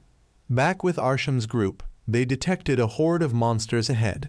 Victor wanted to pilot his robot to deal with them, but Arsham insisted he stay and recover. Since the Queen was healing him, moving too far away would interrupt the process and cause him great pain. Understanding this, Victor allowed Arsham to pilot his robot in his stead. Meanwhile, Q's and Shizuka were deployed in robots after receiving a friendly signal. However, they soon entered an area filled with thick smoke, where 3 friendly signals appeared. When the figures emerged, they turned out to be enemy robots.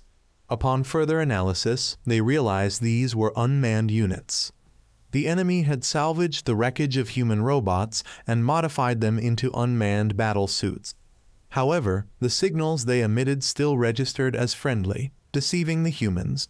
Q's retaliated against 2 of them, but left himself exposed, nearly getting hit by the 3rd if not for Shizuka's intervention. Meanwhile, Victor instructed Arsham on how to use the cannon mounted on the robot to repel the monsters. Arsham fired a shot right in front of them, causing the creatures to turn and flee. Victor's subordinates thought she had missed, but Victor understood that Arsham also valued the lives of those creatures. Before long, Arsham's group arrived at the crash site of the alien ship. However, the soldiers stationed there did not recognize her or the Queen, assuming that she and Victor's group had come to pillage and attack them.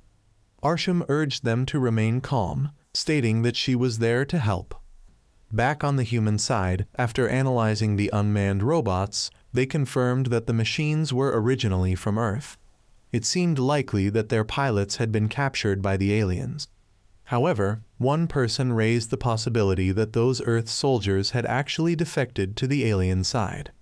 Meanwhile, in Arsham's camp, the commander of the unit, Bardo, met with the Queen and informed her that he and his soldiers had abandoned their homeland. After dedicating themselves to the war only to suffer defeat, they had been left stranded, forsaken by their own people. He then invited the Queen to try Earth's cuisine. Seeing this, Arsham hoped that her mother would begin to change her perspective on this world. The next morning, Arsham met a soldier named Guide, who recognized her as the princess and identified the Queen. Guide had originally been trained as a royal bodyguard, but had unfortunately fallen to this place alongside his unit. Arsham asked him to keep her identity a secret until the right time. When Guide inquired about her former bodyguard, Arsham revealed that he had sacrificed his life to protect her. Later, Bardo summoned Arsham to show her something. Meanwhile, Guide secretly reported to one of Grief's retainers. This retainer instructed Guide to continue observing for now and not to inform Grief yet. If Arsham truly became a threat, Guide was to eliminate her as soon as possible. Bardo then led Arsham to a site that he and his troops had discovered. He explained that they had converted this place into an arena, as the soldiers here had known only battle since birth. Fighting was their way of rediscovering themselves. Meanwhile, Yu and Misa had to take Ryu to the hospital for a checkup. There, Yu noticed a girl who, despite not being injured, was still staying in the hospital. He advised her to rest if she was sick, but she responded that she was going to die soon, so resting wouldn't make a difference. At the same time, Yamato was lost in thought about Arsham when Kyoka approached him. She admitted that she knew Yamato had fallen for someone else, but simply said she would wait for him to change his mind. Suddenly, an earthquake struck the new city. A fire broke out in the hospital, and upon hearing the news, Yu rushed over to rescue the despairing girl inside. When Misa asked why he would risk himself to save a human, Yu replied that as a knight, he had a duty to protect the weak. The command room then deployed pilots to investigate whether the city was under attack. 4 pilots were sent into battle. Originally, Teru was supposed to participate, but Shizuka volunteered to go in his place. Soon, the enemy began pouring out from a small cave. These creatures resembled moles, and Wolf informed the pilots that underground radar readings would be highly unreliable, so they needed to remain cautious and not rely solely on their sensors to locate the enemy. Meanwhile, Jun started experiencing psychological distress inside the cockpit. Ryuji called in and said he had something to show her. She was then presented with a video of her subordinates celebrating her birthday.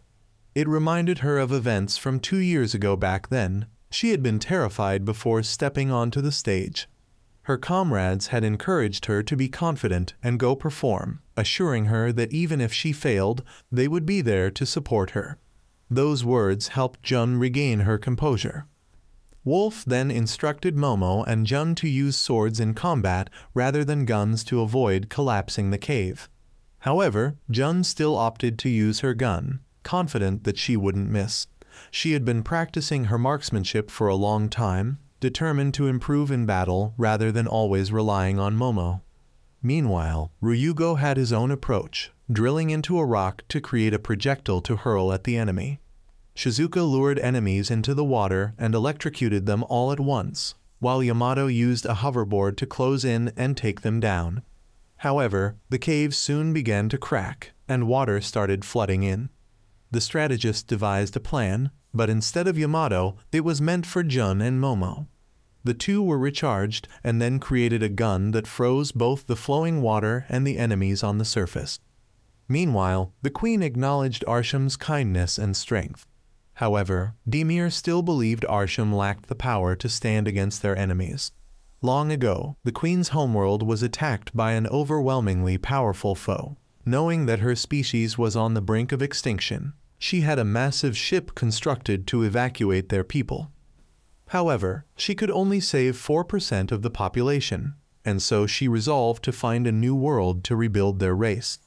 To ensure her people's survival, she was willing to exterminate another species if necessary.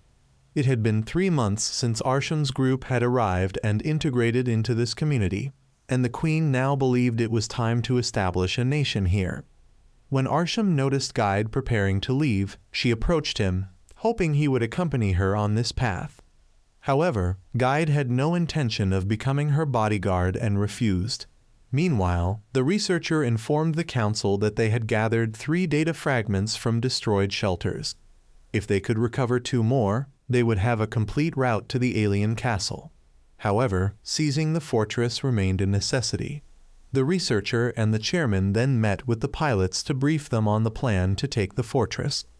The initial step was to divide into 3 groups and land on the ground to approach the stronghold.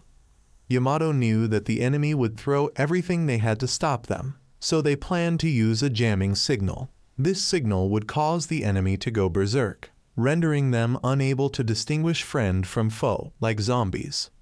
Meanwhile, Grief summoned Guide. He revealed that he knew Guide had a brother who was a traitor, though Guide denied having any sibling. Grief wanted to test Guide and disclosed that he himself had killed Guide's brother.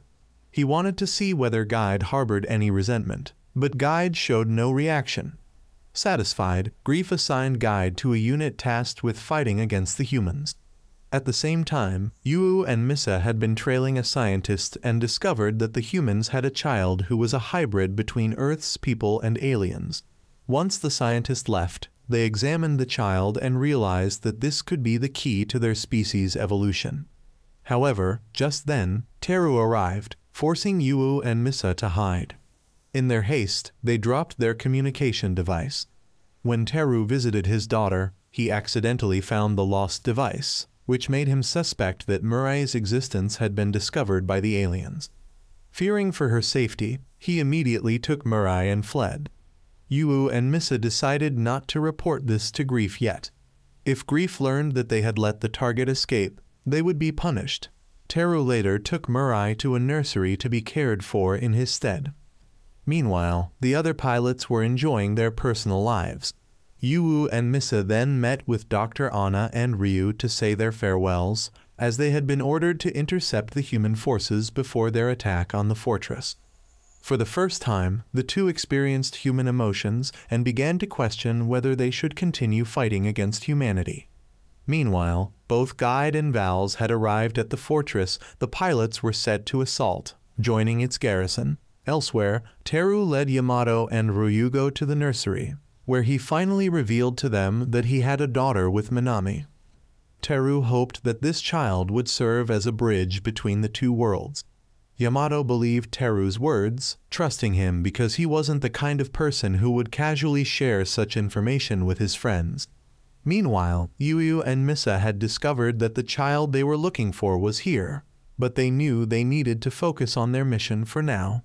However, they had not been taught how to hack into the ship's system, which led Yu to suspect that their superiors intended to use them as bombs to destroy the ship from within, as they had already been implanted with self-destruct devices. Before the mission, Yu wanted to visit a certain place.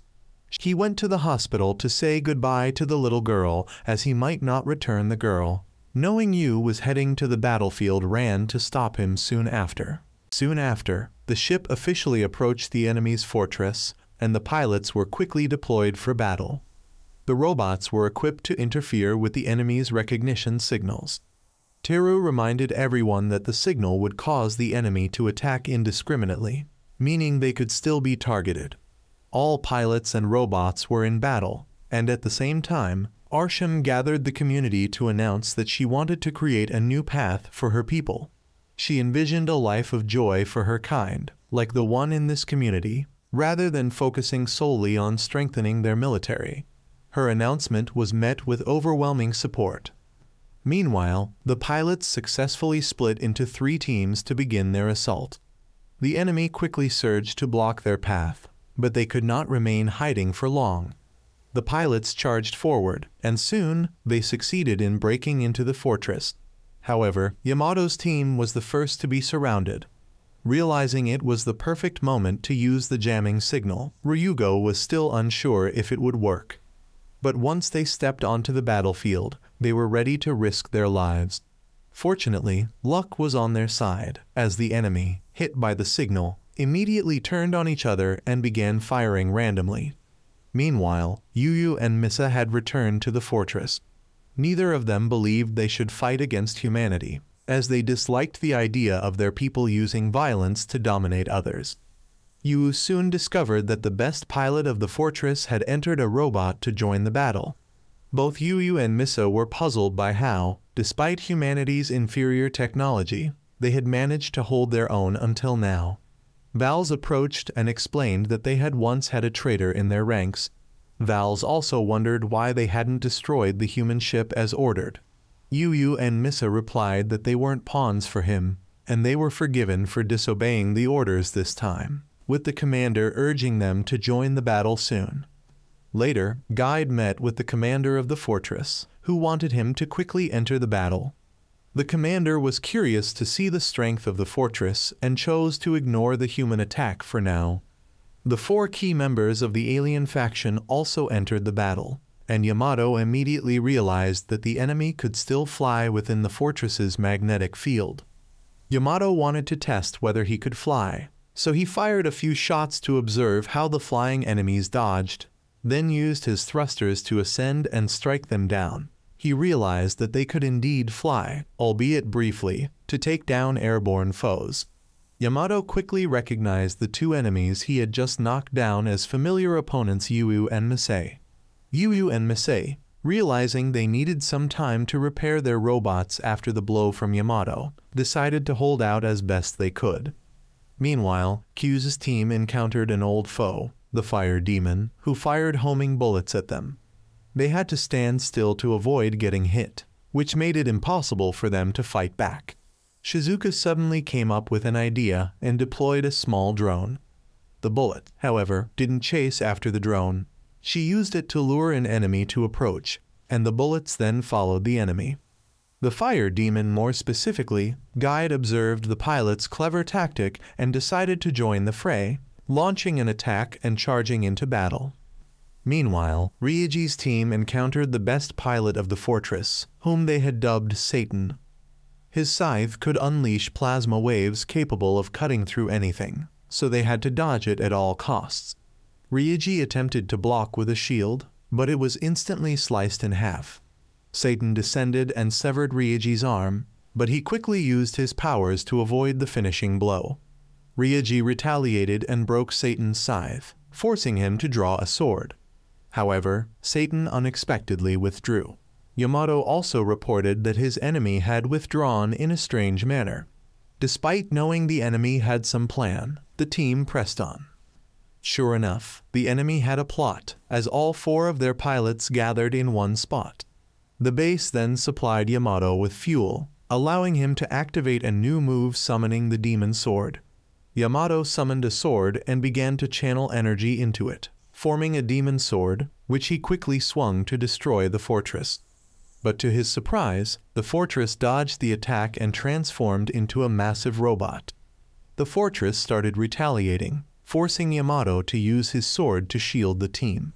The team found themselves in a difficult situation, so the command center ordered a retreat. However, just as they turned to retreat, Satan and Guide blocked their escape. Ryuji wanted to force a breakthrough, but unexpectedly, Wolf urged Momo not to give up, as they still had a way to change the tide. Momo realized that Wolf somewhat resembled her father, so she contacted the captain to ask him and everyone else to buy her some time. Momo informed the team, and they began to suspect that Wolf might not be an ordinary AI, deciding to trust Momo. The president, meanwhile, was unaware of why the pilots kept fighting. However, a few minutes later, a barrage of bullets struck the fortress, and a ship appeared from the sky. The enemy realized that this ship, capable of flying within the fortress's magnetic field, was not human-made. Arsham immediately spoke up, declaring that she represented the unity between the 2 races and had come to end the war. To achieve this goal, she would support the human faction. Guide now understood his late brother's intentions, that his brother had predicted Arsham would be the one to rule and change everything. Victor and his army then entered the fray. Victor called Momo to apologize, promising to explain everything after returning. Arsham then noticed that the fortress had no intention of ceasing combat and ordered a full assault from her forces. Yamato's team saw that the opportunity to turn the tide had arrived and continued to fight. All pilots regained their fighting spirit. The president also ordered the entire ship to enter battle mode and advance to support the forces. The fortress continued to retaliate, so the president planned to deliver a powerful blow to destroy the massive cannon at the center of the fortress. However, hitting a moving target like that would be difficult, so Frizzy Hair called to request Ryugo, and Yamato prepared to destroy the fortress's legs to force it to stop. The human faction's ship began charging its energy. Ryugo was sent to a massive drill, which he used to quickly bore a hole to release lava. Yamato was sent a device that allowed him to siphon the lava and turn it into a whip to slash and sever the fortress's ability to move. The human ship seized the opportunity and fired the massive cannon, obliterating the fortress. The operation was a success, and the president ordered everyone to return to the ship. The ship then established a connection with Arsham's vessel, and she informed the command center. Meanwhile, Vals returned to report the result to Grief. Grief decided to meet Arsham in person to try and bring her back by any means necessary. Vals began preparing for Grief's trip and soon encountered Arsham's former bodyguard, who also happened to be Guide's older brother. The bodyguard believed that Grief's path was not what Arsham wanted, but Grief refused to listen. Vals has informed Guide that from now on, he will follow his orders instead of those from Grief. Arsham and Victor, now part of the same team, headed to the human faction's ship to meet the president. As stated in her previous message, she seeks cooperation between both sides and the unification of the two planets. She admits that the crimes her people have committed against Earth are unforgivable, but she does not want to continue senseless killing. She vows to work hard to restore Earth. The president temporarily accepts her offer and welcomes her aboard the ship. Arsham then meets with Yamato, while Victor reconnects with his daughter, Momo. She scolds him for not returning sooner. Victor didn't want Momo to know that she had a father outside, as he feared she would try to find him. He believed this was the right decision, as Momo had found happiness here. Arsham and Yamato sit down to talk. Yamato reveals that not long ago, he still hated the alien race until he met her. Arsham, in turn, realizes that humans are not as barbaric as her mother had described. Although they are now cooperating, there are still those who do not accept alien soldiers aboard the ship. However, Arsham will try to prevent any conflicts. She also does not wish for Yamato's hatred to completely disappear. Yamato then takes Arsham to meet Teru's daughter, Murray, and explains that this child is the hope for peaceful coexistence between the races. Arsham promises to do her best to help the child grow up in peace. Teru realizes that this child is the angel of hope that Minami had placed his trust in. For various reasons, the movie will have to end here. The creators sincerely apologize for this incomplete experience. However, this movie was made to promote a game, so viewers can try out the game to continue the story and see where it goes. And now, it's time to say goodbye.